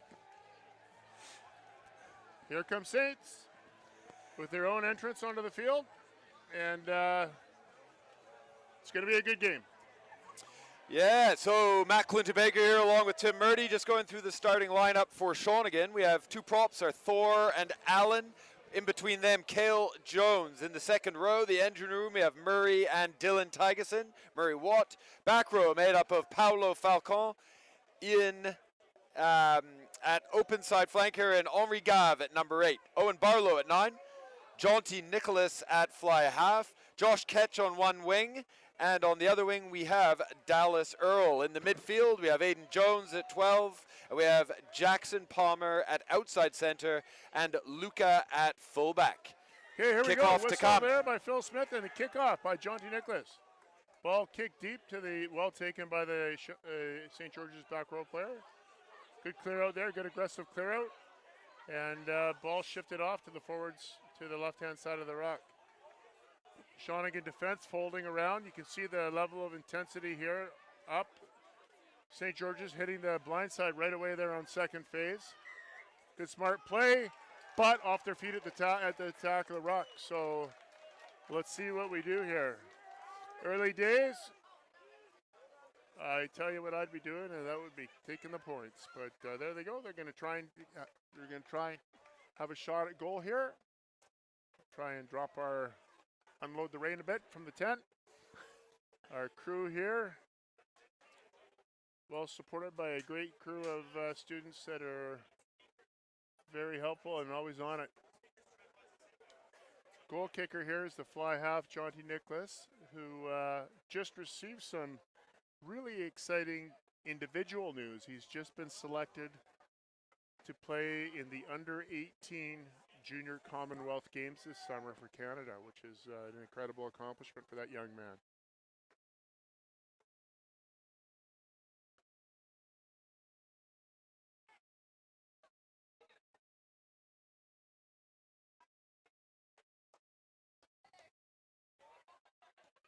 And it looks, just off the left-hand upright.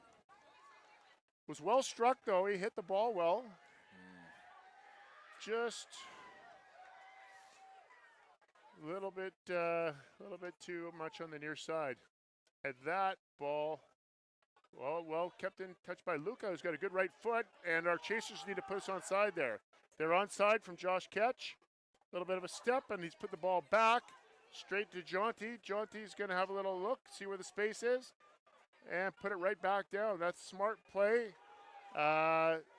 And got a little bit lucky there. Great pressure by the Shawnigan defense. And driven over the ball. That could quite easily have been called a penalty against the St. George's players for killing the ball, the tackle there. That was a smart play by John. He had a look downfield. The actual execution of the kick was maybe not exactly where he wanted it to go, but the St. George's boy knocked it on, which created that opportunity. Attacking scrum, just on the basically inside the 2-bit here, Matt. Backs lined up to the right-hand side, and okay, they got everybody on the right-hand side. Big tasty blind side there, but first scrum now. Shawnigan's got a big forward pack. See how they go. Decent. And that's a good scrum. Nice pass from the just trying to force it a little bit too hard there, given the conditions. And a nice line break by the St. George's fly half and an offload back inside. Good support play. Well tackled. Well tackled by the right-hand winger. I think that was Dallas Earl. And another big tackle by Dylan Thigeson afterwards. Good hard work at the breakdown and a knock on there. Henry Gabb working hard at the breakdown, creating the turnovers. 2 big tackles on the far side of the field there, Matt. That. Love the physicality. That shows the boys are into the game. Yeah, I was just going to say a really physical start from both sides, mixed with a fairly good indication there's going to be some tactical kicking in the mix. And, of course, working for territory, playing the game in the opposition's half. And some nerves. Yeah. Some early nerves with a couple of handling errors that maybe wouldn't happen in given different circumstances. But here we go, big scrum. Oh, here we go. We'll see what we're going to do here. We're going to need to set a little lower there. Oh, there's a smart. Oh, I think the communication looked like almost like a cross kick. That was on. He was out there by himself. He was, but Luca he needs to start wider and come in on the ball. He started narrow and tried to get out on the ball, and that's a way tougher skill to do. But it was a great idea. You see that more and more, don't you? The kick pass, getting the ball out to those wide spaces. Kick pass, cross kick, crossfield kick is used at all levels of play nowadays. It's a great attacking weapon. Here we go. 5-man line out, throwing to the middle, and catch and drive by the St. George's boys. The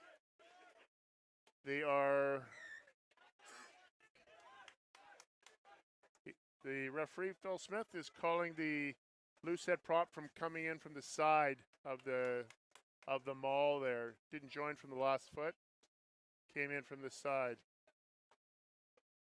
Phil is a referee of great experience. He's refereed at international level. He's refereed, or at least assistant refereed at the Super Rugby level. So he knows his stuff. And I'll still call him on it, though. Sure you will. St. George's with the throw into the lineout, just outside the Shawnigan 22. It's a 5+1 though, Matt. You can see the halfback is a lock. So that's probably a good sign that they might want to try to play through the forwards here. He's out. He's out. Well defended. Oh, there we go. A little argy-bargy early on. A little who's your mother. A little pushing and shoving, handbag stuff.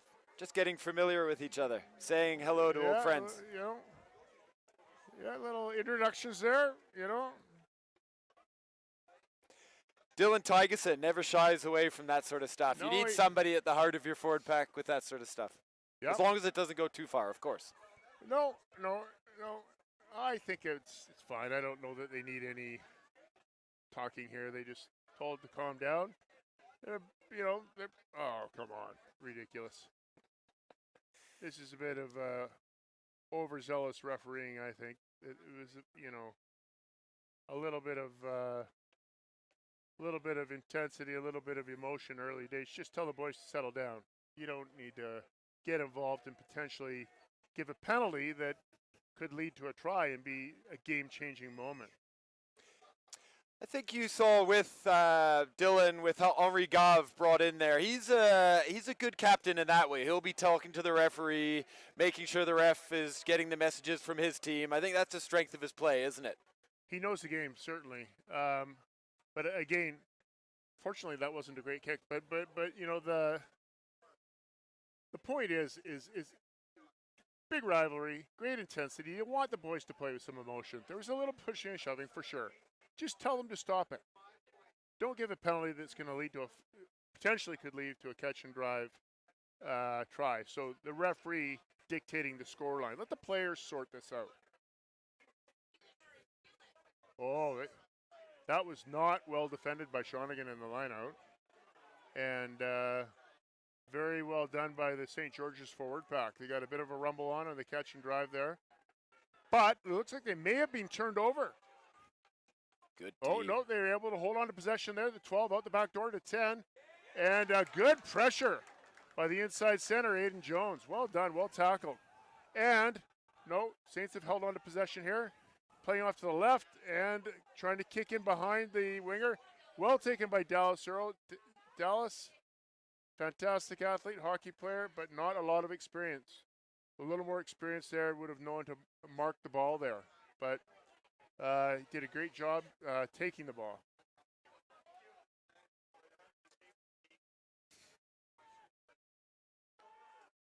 Oh, There we go. There's a That's the turnover. play. Referee playing a little bit of advantage here.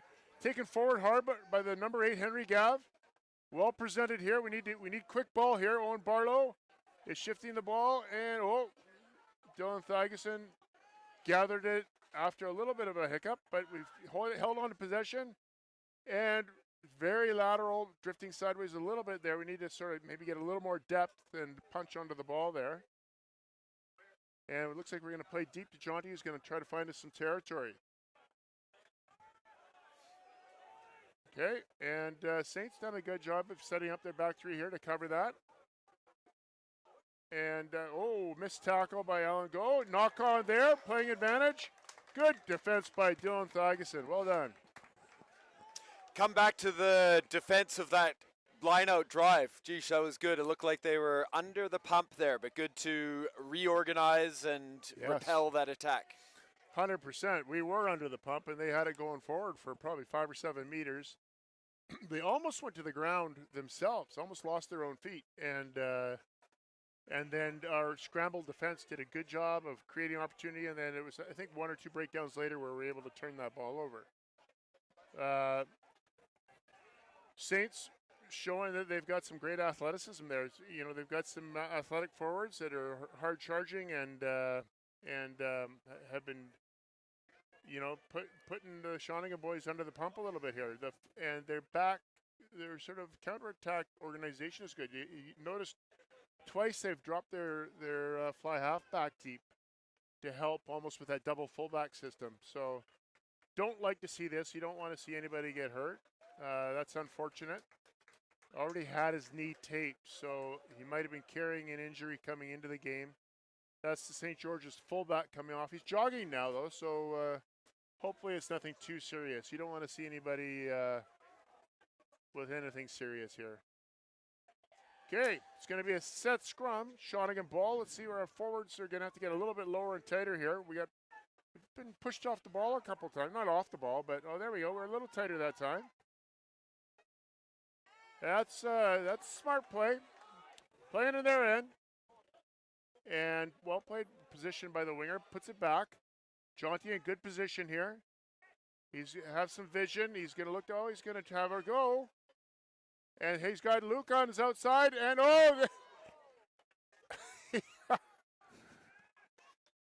showing he is an athletic kid, old Luca. So.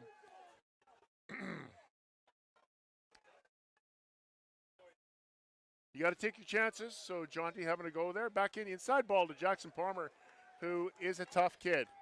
He takes it up hard, and we're a little slow getting over the ball there, but we're able to hold on to possession. And the ball moving out to the left here. Paulo Falcon still on this way. If we keep coming the same direction, hands will do it. You got to go a little faster there.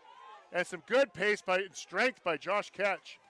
Big, strong winger there, trucking it forward and playing off to Jaunty again. Smart little delay. See the way he delayed there to release the ball.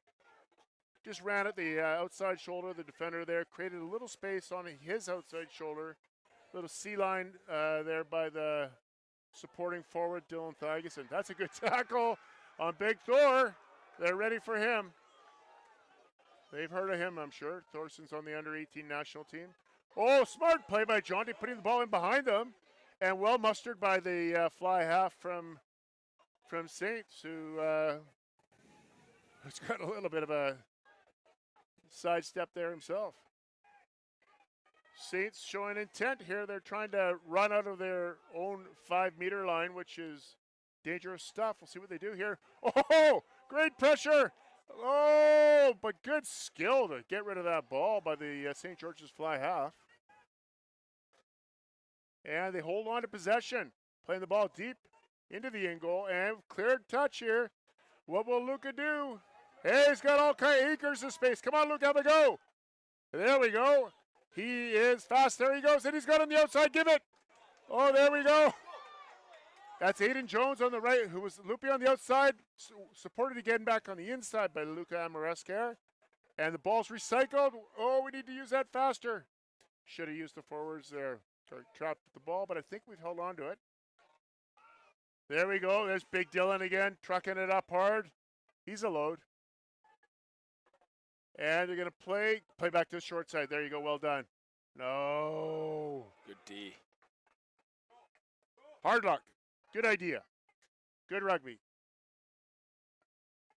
Pressure, pressure, pressure. They need to come forward here. Oh, not sure what that penalty was for, but... Ooh, breathless stuff. I think first thing there, you look at the attacking weapons Shawnigan's got. You look at the midfield. I like the Aiden Jones, Jackson Palmer midfield, and certainly pace to burn. Josh Ketch, one of the strike runners in the backfield. Yeah. Yeah, no, there was some great stuff there. There was some fantastic rugby. Some good, let's be fair, some great defense by St. George's as well. But some really good attacking play there by the Shawnigan players. Some good interplay between the backs and forwards. And we almost got on the outside there with Luca and Aiden. Aiden looped around from the center position, got on Luca's outside. And the ball came back to Luca, and we were a bit unlucky there not to score. Here we go. Line out, St. George's ball. Can you believe it? Halfway through the first half already, 0-0 on the scoreboard. Oh, it's good stuff. Good rugby. Good line out. Saints ball, take it clean. Fly half. That's, ooh, he's calling us up early. Offside. Oh, he's Is that a bit of chirp, was it? I think he called the back line offside, so the mark came back to 10 meters behind the line out where the offside occurred. Guess he was calling us up early. That guy's a big lump. Good rugby by Saints to recycle the ball, and there's space in behind there. Well recognized by the fly half. Josh Ketch getting back here to the ball. He's got Luca on his inside, but he's going to use his strength and speed. Back inside to Dallas Earl, the right-hand wing, who's all the way over here to support the left winger. That's good rugby. Now we need to okay. You got a little bit lucky there. Jaunty's deep, and he'll try to find us some territory here. Yeah. It's a bit of a ragged played line. by the St. George's fullback who's covering there.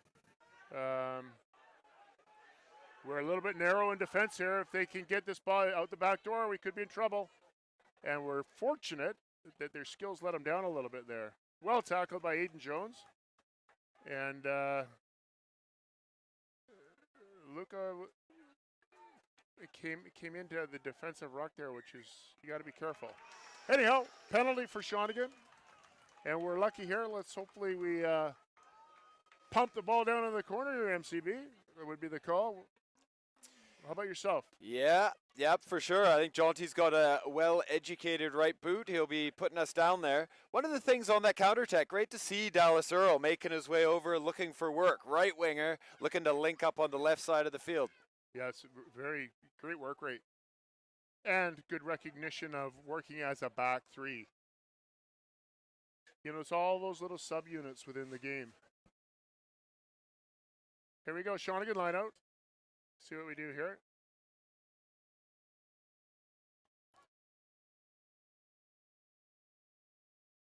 We're doing a little two-step drop by the front jumper there. And then in from the side from the St. George's. Do it again. Pump it down a little bit further down in the corner.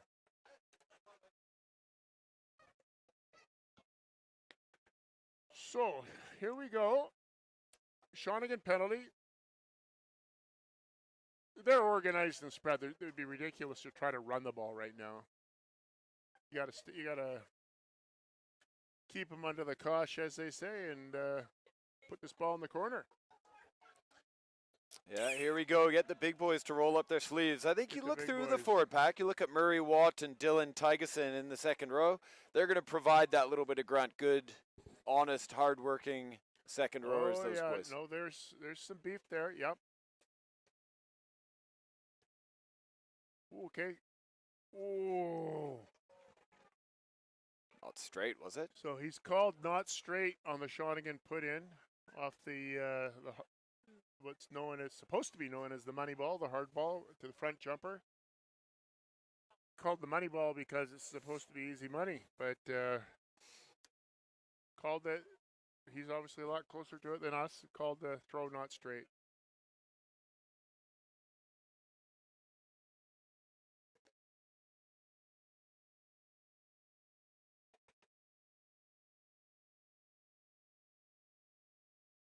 Okay, big scrum. Inside the 22 of St. George's. A little bit of a quarter wheel, so that'll be reset. Phil Smith, good understanding of the under 19 law variations. We're at 45 degrees, not 90 degrees. 45 degrees, you reset the scrum. So as they call it, the exit. St. George is looking to set something up here. What do? Just a straight kick or a number 8 coming off the back? They're going to hit 12. They're going to hit 12 and try to get over the gain line here. This is where Paulo needs to really come off hard from the 7. He needs to be watching that ball.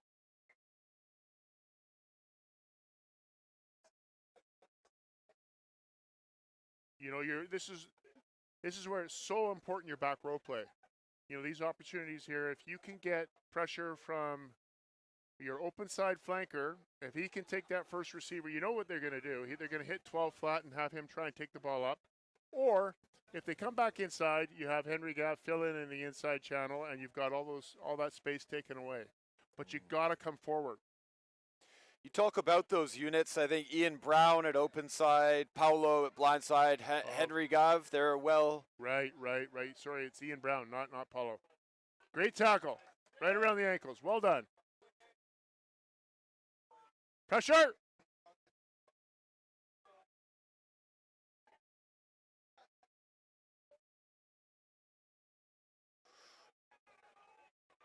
Luca kind of dancing around a little bit, showing his inexperience, but also showing his athleticism at the same time. We're able to keep the ball alive there. Well done by Henry Gav, working hard in support. And we've got Thorson lined up to the left of the ruck there, and he's trucking it up hard. Offload to Jaunty here. It could be on run at the space. Quick hands will do it. Give it to him. This guy's fast. Oh, back inside. Well supported by Aiden Jones. He's still going forward. We're about a meter from the try line. The St. George's defender is on the wrong side of the ruck there, and it looks like the referee's playing advantage. And Owen being a little bit greedy guts there, and but we need a pick and go there. Yeah, let's get men over the ball. Oh, unfortunate knock on with the pick and go. But the referee, good refereeing, playing advantage there. That's still our penalty. What do you do here, MCB? What's your call? You're the captain. Yeah, I think we tap it, give it to one of the big boys. Looks like what they're doing. Truck it up. Thorson Noble would be an obvious target. Old school. Oh no! Ooh, Saints have turned it over, have they? Yeah, I think they have. You know, good defense by St. George's, but you know, there's no excuse by the Shawnigan forward pack to lose possession there. You're right there. There's no excuse. It's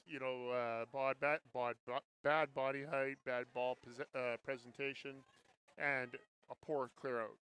Geesh, those are those moments where at the end of the game, hopefully we're not coming back to that and Urgency, saying, you know, MCB, how many times did we say it in the previous game? That sense of urgency. You know, you get those moments. It's those key moments where you have to really switch on and dial it up. Yep, they'd like to have that one back. Anyhow, here we go. St. Here we George's go. looking to Saints work line their out. way out. Saints line out here. We'll see what we do.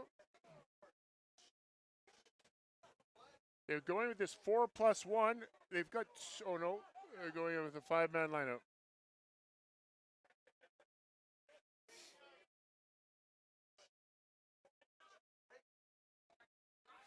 Good line out. Out the back door. And they're in space. Oh, nice little fin. And another fin by 13. And a good offload. Good rugby. You could see that was on with the way they were aligned. They're going to play out the back there. Yeah. And finding the space in behind. Have a go, Josh. Just go. Back yourself. Back yourself. Go. Oof.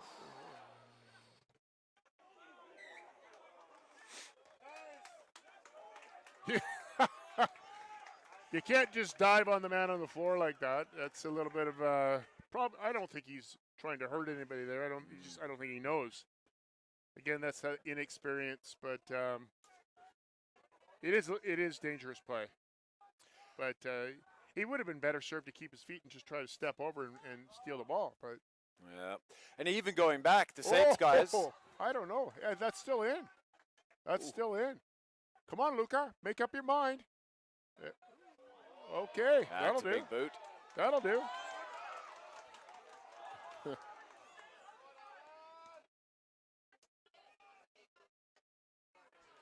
I'd say give it to Luca.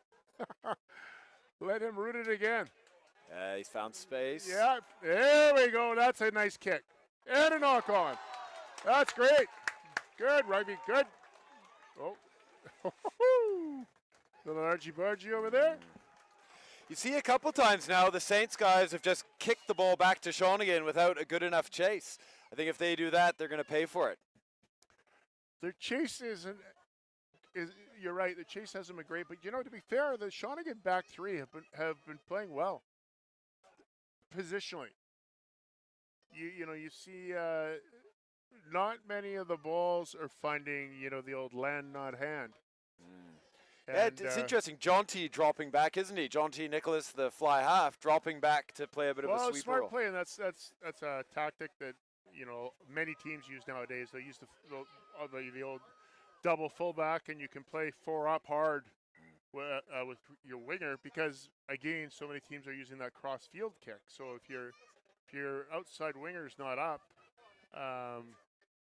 you can be caught out there as well. So it's a great little chess match about where the space is, and you have to have the skill though, the skill to find that space and the skill to be able to put the ball there. Scrum goes down, so I guess they'll reset that. 4.5 minutes left, Matt. It's been a great half of rugby. 0-0 still. Can you believe it? Oh, it's all to play for. Yeah, it's been back and forth. I think probably Shawnigan getting a little bit better of the territorial battles, but anybody's game.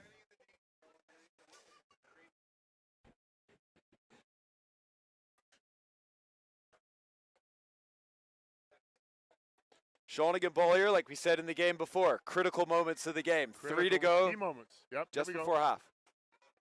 Good ball. Here we go.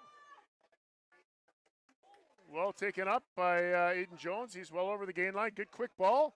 Off to the fly half. Jaunty, a little step and looking a little bit of not quite sure what to do. And he's got the ball. Well, they got a.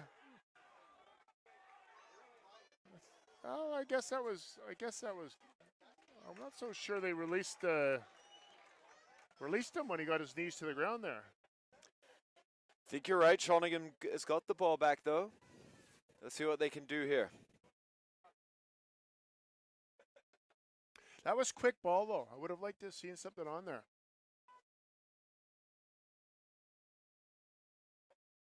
I find we're almost on that second, third phase ball when we're almost too flat. I'd like to see us just coming from a little more depth and maybe a little more kind of interplay between one out a bit between Aiden and Jackson. There we go. There we go. There's the space. That's a great kick. Oh, and an unreal step and try. That's a fantastic try. That was a brilliant try. He was well done. It was bouncing, skidding around. He did well to tow it on, Brilliant and really good decision Right making. from the get-go. It was a great vision, great execution of the skill by the fly half, Jonty Nicholas. Great pickup by Luca Amoresker. And then what about the little sort of hesitation step and then acceleration to beat the outside defender?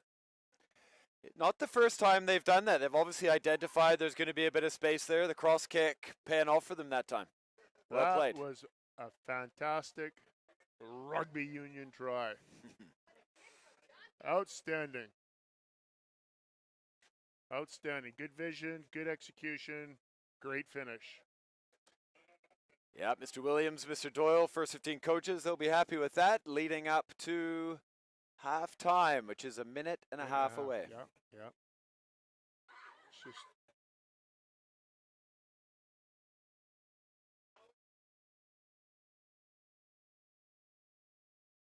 I think I would like to have these kids moved off the touchline that have nothing to do with the game.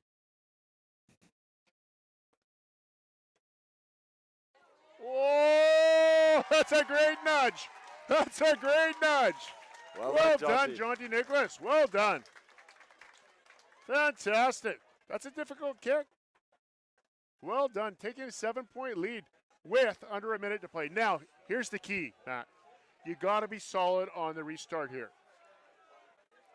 You got 30 seconds to play. You got to make sure you take the ball on the full, numbers to the ball, hold on to possession, kill it off to your forwards, and then boom, halftime. So important. Look, Mr. Doyle's even got your request. Yes, well done, Mr. Doyle. Okay, Jonty, well taken. No.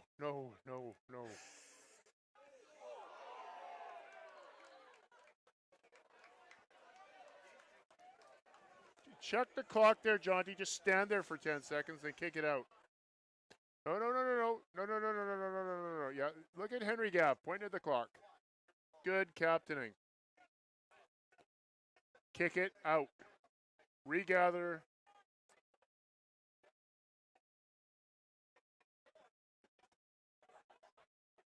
Tap it first. There you go. Smart play. Good understanding of the laws. Let's find touch here. Yep, good. Well done. Okay. That was great. Definitely a good way to shut out the half, wasn't it? I think yeah. getting points and then making sure that they're not giving St. George's a chance to reply. Well closed out there. You know, I'd like to make a little point about that last play, that last penalty there, just to show the difference of first 15 boys rugby versus maybe Colts rugby, things like that.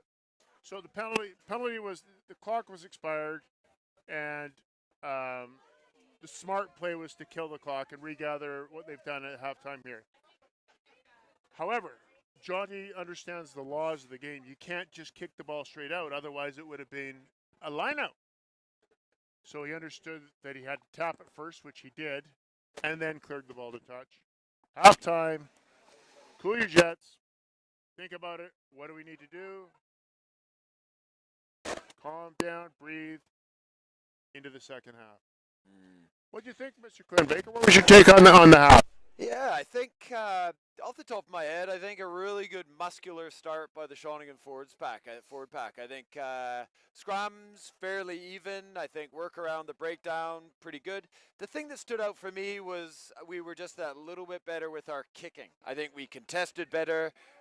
We found more open spaces. Obviously, a good attacking kick led to that try for Shawnigan. So I think there's not much in it, obviously, but just a little bit better with our kicking in an attacking sense is probably one of the things that stood out.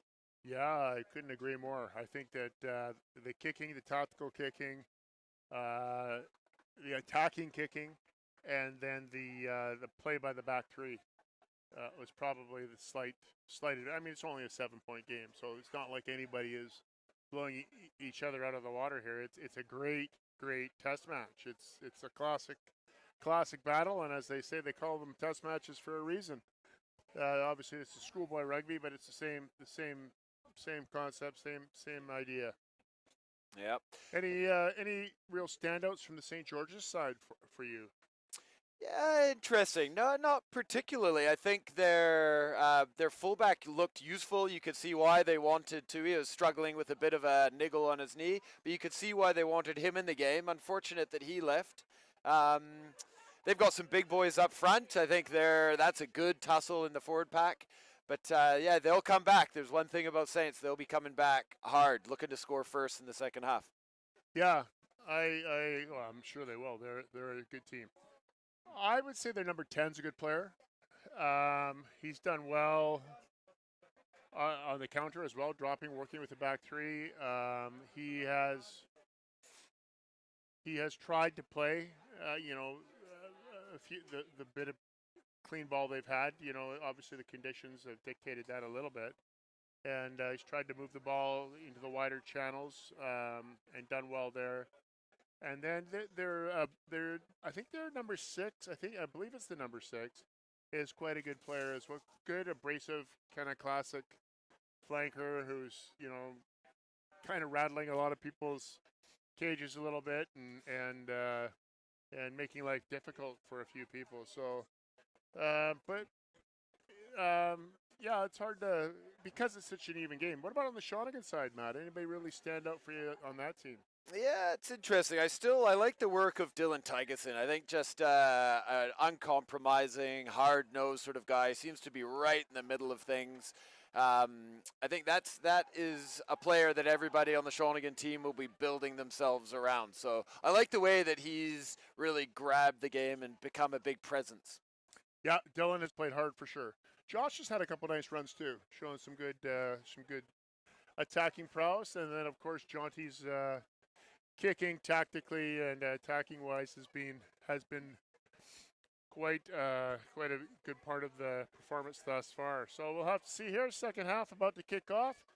30 minutes to go. 7-0 Shawnigan. Shawnigan playing from our left-hand side to the right-hand side, and good sized crowd here. That's nice about being a boarding school. We make them come. Voluntold to spectate. Voluntold. Guess what you're doing Friday afternoon? So one message, if you were the Saints coach, knowing what you've seen from Shawnigan, what's one thing you think the Saints guys will be coming out looking to do? Well, first of all, it's anybody's game. Yeah. 7-point game. 7 points isn't going to win this game. Just let's get on the boil a bit. Let's look how hard 7 came. Let's fire up the aggression. Yeah. I think that would have been the same message I would have given to the Shawnigan forwards too. It's a classic saying, but it's true. The backs will decide by how much, but it's the forwards who are going to win the game, and you need that domination up front. Well, here we go. We've given the ball back to the Saints guys. Let's see what they can do with it. This is important. Scrum. This is a big scrum here. They've got 2 backs lined up to the right-hand side, and great attacking opportunity. You go 8-9. Oh, that's a killer. That is a coach killer. That giving away a penalty with an attacking opportunity like that is crazy. Put it. Oh.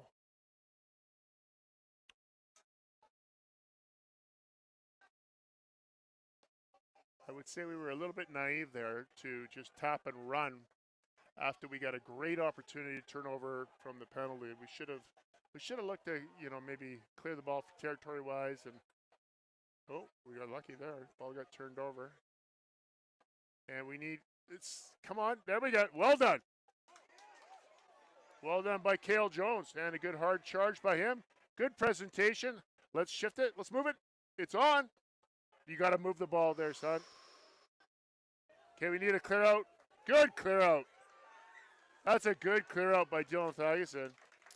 St. George's boys' hands were on the grass beyond the ball there, which is obviously you're considered being off your feet, and because you're not supporting your body weight at the breakdown there. But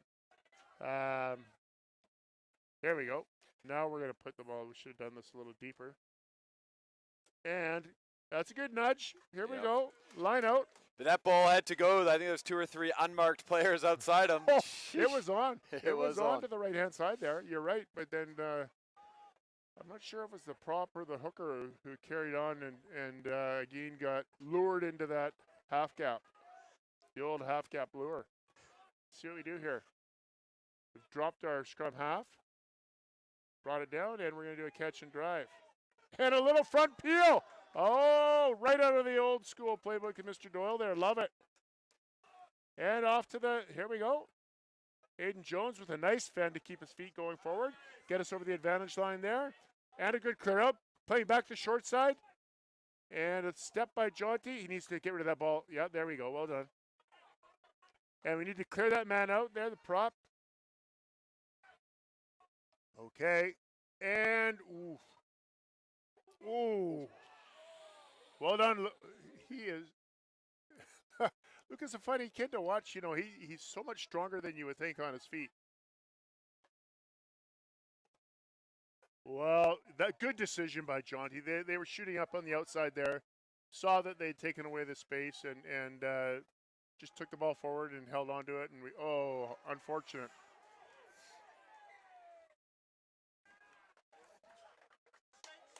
Good defensive pressure from the Saints guys, to be fair. One thing to note. Good pressure. It was. We kind of let ourselves down a little bit there, but there's something going on here. I'm not sure what. Yeah. A little talking to by the referee. Saw something that, he's still nothing that serious because they're held on to possession. Maybe he just told him to keep his mouth closed. One thing to note, Owen Barlow's been giving good service from the base of the rack and the scrum. He's got a great pass, and you take it for granted until you don't have it anymore. He's got really zippy pass. You got that right. Yes, you're 100% right, Matt. You can very much take a number of different key roles for granted. You just assume that the kids at this level can do that, but obviously it is still schoolboy rugby, and Owen has got a great pass. And, yeah, he's an abrasive little player, and sometimes in his earlier days took the ball too much, but thought he started off well today. Oh yeah. Oh, just missed. Well tackled by Ian Brown. That is amazing work by the open side flanker, and he's in touch. That is just outstanding play by the open side flanker to get wide, make that tackle. After the outside center got on the outside shoulder of 2 other backs, he beat 2 backs on the outside with a little bit of a step and got wide. Relentless chase by the open side flanker, who made a shoelace tackle and dragged him into touch. Just fantastic play. That's what you want from your back row. Relentless pursuit of the ball. Okay. The money ball. Thrown to the front. Setting up for the drive. And well defended by Saints. Mm-hmm. We're going to need to shift this away at some stage, or the referee's going to turn it over. Saints have done a good job of getting in and tying this up. I was just going to say that's something that is a good weapon from Shawnigan, for Shawnigan, or has been, the rolling maul, but you play with fire if you're not really surgical with it. And obviously the Saints guys, credit where credit's due, defended well. It's a scrum. I don't know why we're dropping back. It's a turnover. The maul is called. The team who took it in didn't win the ball back, so there's a turnover. It's that scrum. 100%. The attacking maul, driving maul or rolling maul, has traditionally been a good attacking weapon for the Shawnigan forwards. But St. George's are a good forward pack. You're not going to just bully them around like that. We got lucky there, or they got lucky there actually. Holding on. Oh, good Bosch by the center. He took it up hard, ran over Jackson Palmer. That doesn't happen often. Does not happen often. And if they go to the right, it's on. Oh, horrible pass. We're lucky there. Good pressure, though. Pressure creates that, those skill errors. But, the referee's giving a penalty. Phil Smith. Somebody let the air out of his tires. Offside is what the call is. Oh, kicking for the line. Ooh, Okay, big moment in the yeah, game. big moments in the game here, MCB. Let's see what we do. We need to defend here. First things first, let's get up in the air. Let's win the ball. Gee, you sense the St. George's guys are getting their tails in the air a bit. The tide has turned a touch. Yeah, a little bit.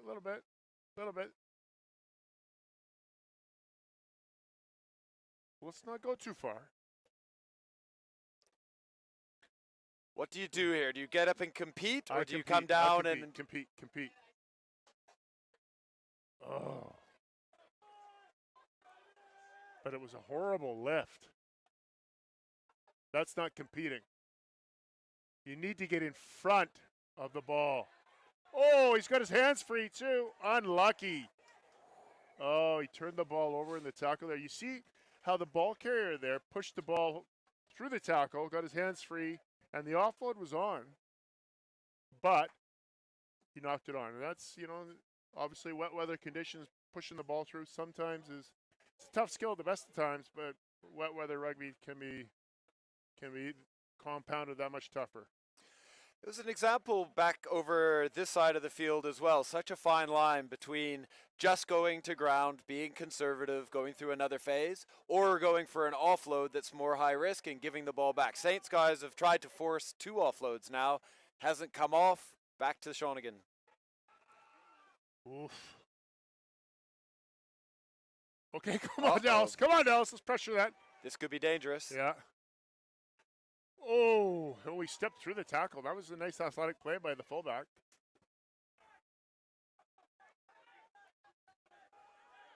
Well done, Henry Gav. Okay, roll away. Well done. Okay, come up hard. That's a great tackle. Great tackle. 2-man tackle there. Knocked the man back.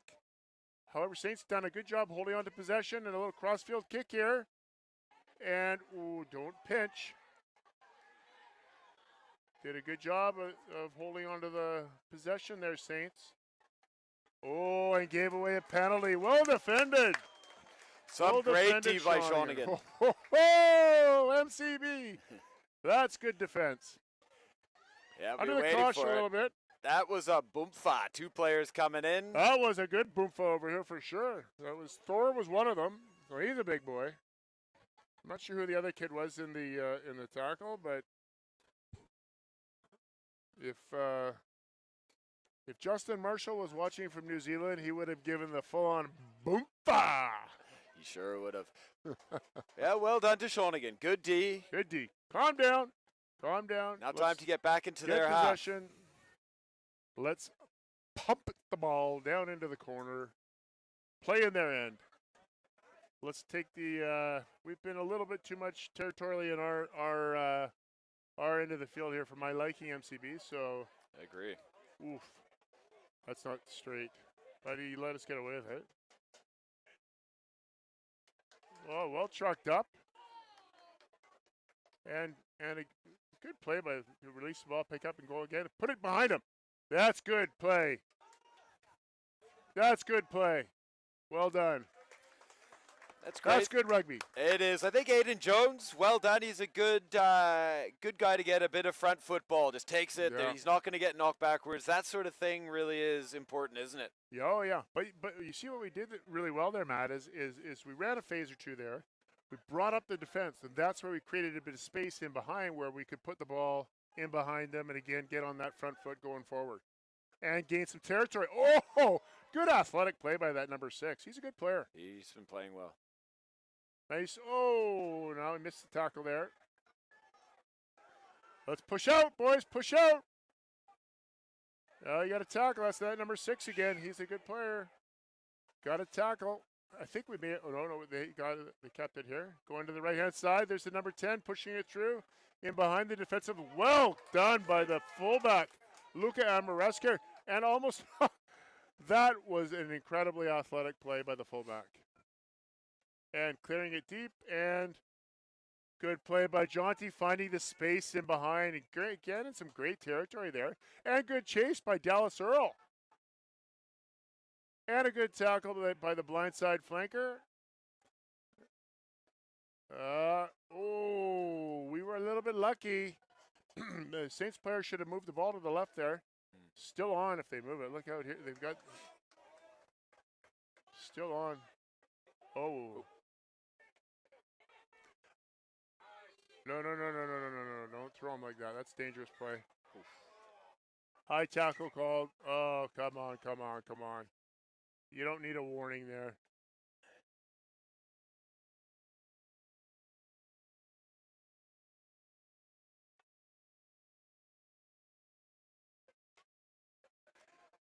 Okay. Back and forth, Yeah. some good collisions, some good athletic play. Like Luca, you said, just those little examples of athleticism and just doing the right thing. That's that was important. that play on the far. Oh, watch this. Ooh. Oh, yay. Good effort. Good It'd have been interesting if that had have stayed in Well, field.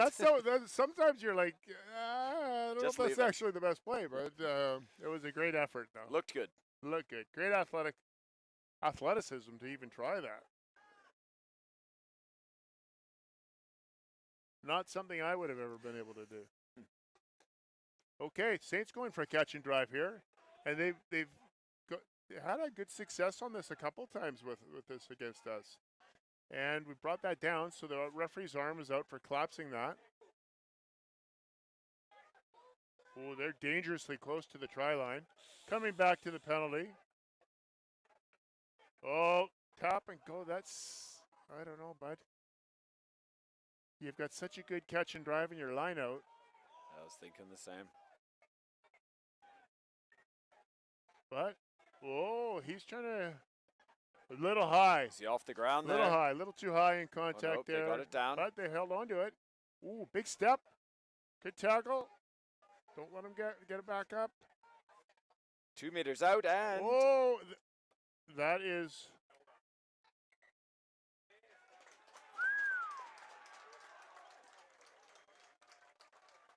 has he awarded it? Yeah, Jonty, find your space. You Oh. don't have to wait for him.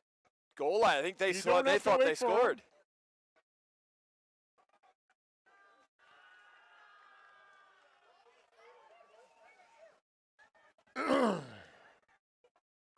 Shawnigan a little bit under pressure right now. Winger's got some gas. We need to get some. Oh, what? That's not sure we were onside there, but no, the referee's got his hand out. Interesting. On that goal line stand, a lot of the Saints guys thought they had scored. They started running back to half. Well, it was certainly close. It was Certainly certainly was. close, but obviously he called held up. Yeah, good effort by the Um, Shawnigan players to hold him up. He's calling scrum. I thought he called us for coming in from an offside position there. I didn't really think the ball was out, but obviously we're miles away from the breakdown, so we can't tell. But I think we're a little lucky that it's just a scrum. But anyhow, that penalty down here, Matt, the flanker just tapped and went. That was a bit silly. We think they given- had such good success with the catch Yeah, and drive. Yeah, that's one of those key moments. Key moments. Here we go, So here big they go. scrum, big scrum. Oh, great pressure from the scrum half. Fantastic pressure. Come up. Don't wait for him. Did a little bit of a double hop there by the St. George's forward. Double movement almost, but playing off to the left. Centers, he's a hard runner, that kid. He's a big boy. Yeah, he's laid the boom a couple times, but support play right off his feet. Number 7 right off his feet over the top. Big individual defensive plays, keeping Shawnigan in the game here or ahead here. Oh, we have special guests in behind us. The part of the Shawnigan Royal family, Ian Hyde-Lay here. Come on, Coach, get on the mic here. We got a special guest coming on here. Special guest, alumnus of the school, former Canadian international, Ian Hyde-Lay. Great to have you here, Hides. Well, great to be here. Very, very competitive match. Very competitive match. Some super defense by Shawnigan there to hold up St. George's. Looked like they were in under the posts to tie it up. And how about this, Ian?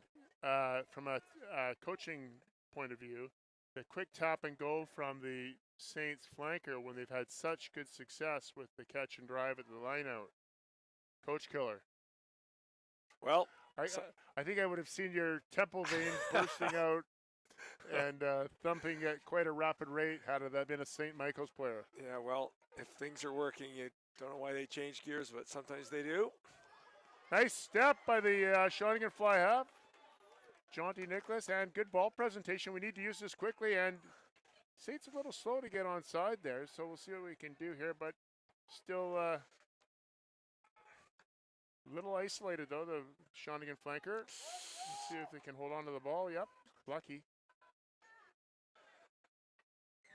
Yeah, obviously, it's good offside there. Need to So, take Coach, tell me, how's the St. Michael's team doing this year?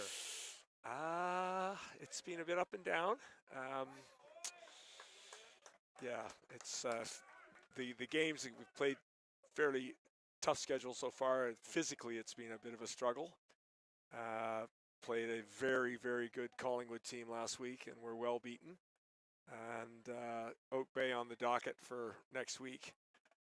Right. Yeah, so- Collingwood were actually up here Yeah, 2 so days beforehand for like a joint training.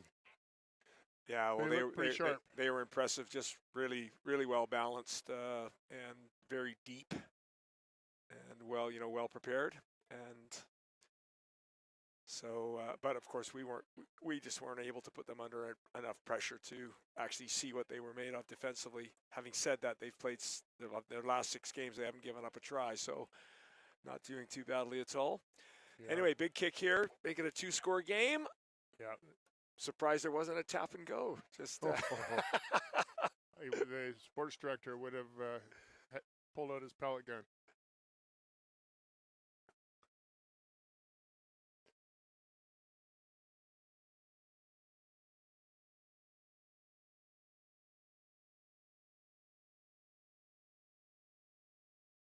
That is Well, I mean- just what the doctor ordered. yeah, probably expecting to make that one pretty much all the time, but that was the conversion of the try was a superb kick. So here's the thing, Mr. Hyde-Lay. I know that we've coached together for many years. This is the vital moment. You talk about key moments in games. You need to take the restart clean here. Well, Don't allow Saints right back in it totally agree. with your own poor skill execution here. Yeah, I mean our game yesterday at school, there were several restart errors that hugely impacted the way the game, the scoreline, but also the way the end game played out. That's a good sort of exit there. Yeah, really, really Nice solid. to follow fine touch, but That's okay. You got it well down the field, so I mean you can't expect. yeah. We've got some big ball carriers in the They middle do. of the I field. tell you, they absolutely do. I thought the 12 and 13 in particular. Yes, he's really taking it up hard. And again, I think for both teams, it's obviously pretty slippery out there. That on a dry, on a sunny day, dry ball. Oh, it'd be different. Well, no, but I think both teams would be really, really dangerous. So obviously, I don't want to raise any glasses just yet, but I am happy with the Shawnigan forwards. The game, just the approach in general in regards to the physicality and commitment.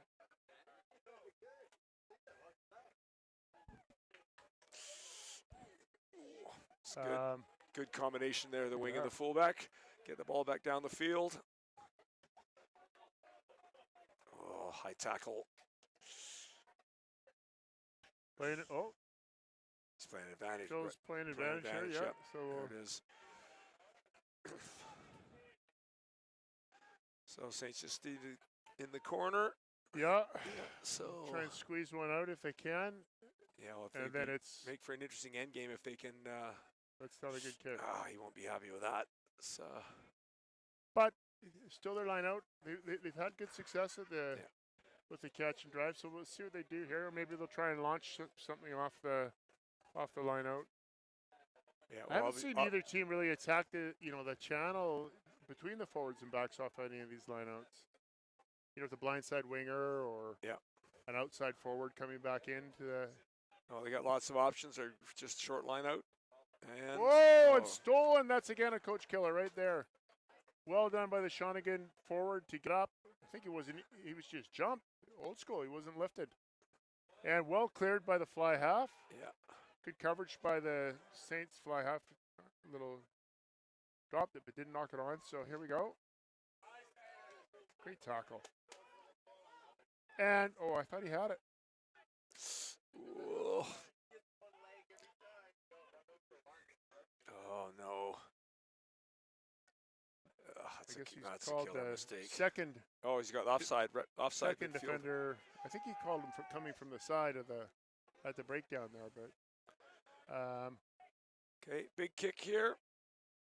See if they can seem to be like a new lineup formation the last time, just going with 4 or 5 and oh, be careful. He, oh my God. he could have just caught that. He didn't need to bat it.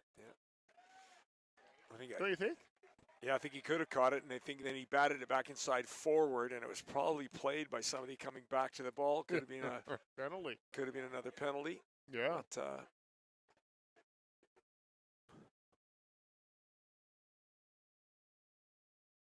we need this pathway down there, Mr. Hyde-Lay. who was that? The pathway down here. This is That's good. Up to see it. It just would have been here much earlier, but for traffic. Wow, getting out of Victoria up Island on a afternoon, impossible. That's what happens when you live in those fancy zip codes.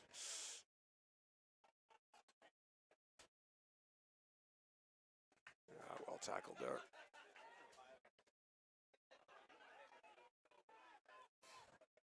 Good defense, good pressure. Oh, but he fell off. He's He okay. worked Got so him hard out. to get across. Got him out. He's in touch. Oh, he's done well. Closing that space down. Well tackled. Oh, could have come back 3 on Back 2. down the Too short late. side, but they're there defensively. They're organized. Yeah.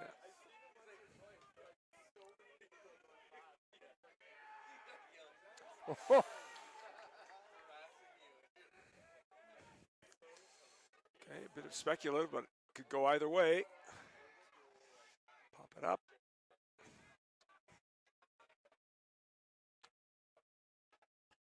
It's still anybody's game, There's 5.5 minutes to go. Yeah, they do have to score in the next minute. But the defense is really solid. Oh, foot charge. We need an old school foot. Took the man out. Tackled the man without the ball. Right. Box kick. Oh, box kick. Nobody home. Oh. Yeah. See what happens. Oh, Saints are. Oh. I don't really think you're supposed to get a second bite at it there, sir. Okay, line out. Last time Saints poorly executed their line out, and the Shawnigan jumper in the middle, who was just attacked the ball himself, wasn't even lifted, was able to Yeah, steal I think possession. for me, they need to go with a full line out. Unclutter the midfield. No, they're going. Looks like they're going with 5 again. Yeah. A lot of defenders there in the midfield for You Shawnigan. clog it up. You clog it up. What's your glasses, Heights? Yeah, there we are. There we go. There we are. Thank you very much. Nice guest appearance.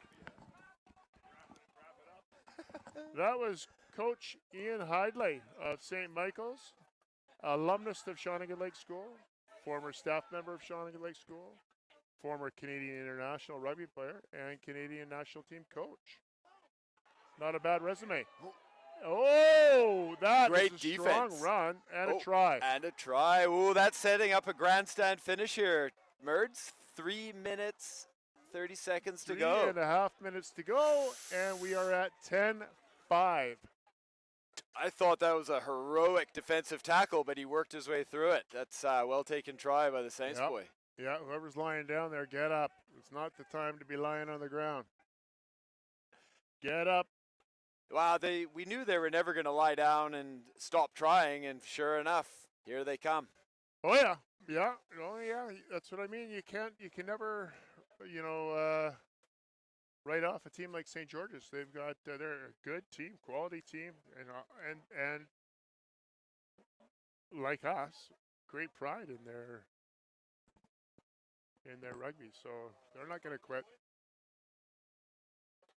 I think, not sure if you agree, but it seems like the Saints boys have had a bit more of the play in the second half. I would Held agree. up over Yeah, the yeah. line, and Yeah, I would agree. I would agree with that.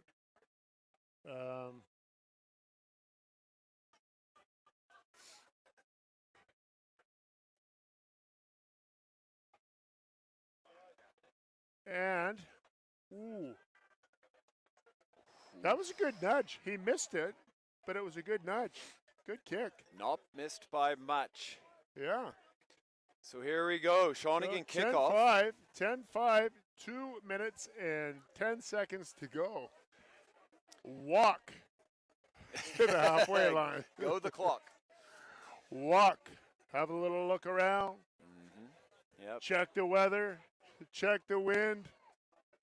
Yeah, Jaunty will be in no rush to get this No, going. and this is where you need your forwards to get stuck in.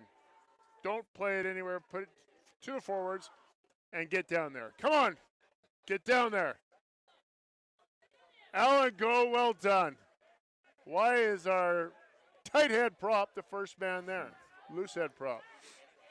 And that looks to be held up. That is great defense. Hold on, Jackson Palmer. Blow it up, ref. Oh, he made his way to ground, but deep in the 22. That was, oh. Oh. Get him, Josh. And the ball.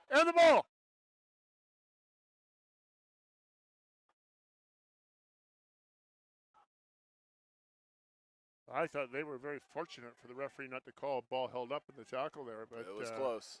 It was close. Back to short side. They've got numbers if they move it. Oh. There's that half gap illusion again. You think it's on, but the space is on the outside. Yep. Good tackle. Oh, that is a great tackle. Who was that? And up you get. Keep coming. You got to keep coming. Keep pushing. Keep coming. Dallas Earl, great tackle. There we go. Great tackle. 27 seconds. That is just a fantastic tackle by the right winger. Tracked all the way across, smashed the guy, and gave him a little extra after the tackle. Don't want to condone that, Mr. Hyde-Lay, but I don't mind it either. Now we're thinking, must win this line out, and then it's the game. That's what it comes It's a down game. to here. Catch the line out, bring it down, kick it off the park. Yeah, the referee, the sole judge of time. Ask the referee. Sure.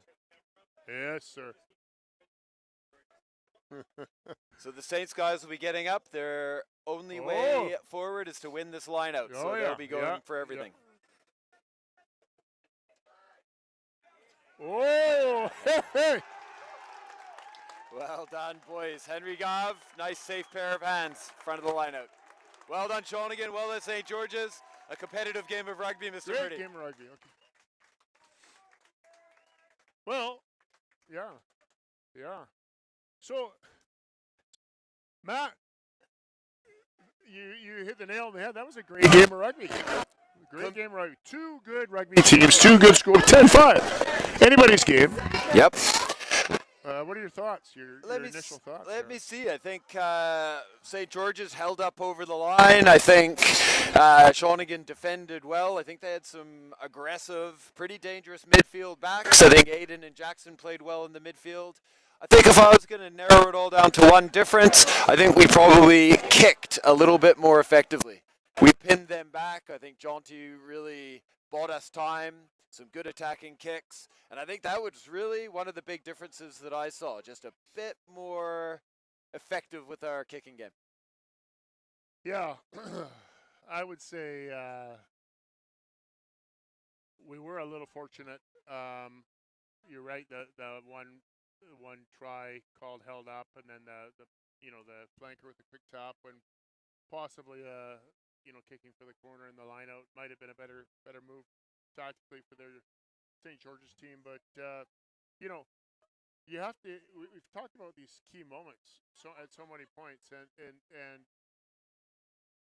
rather than saying Saints were dominant in the second half, I would say that we maybe won a few more of those key moments throughout the game in general. And like I said, it's a 10-5 game, so it's not like it was a blowout by anybody, but it's just enough of those key moments to make the difference. And it's a big win. It's an emotional win, and it's a great win moving forward.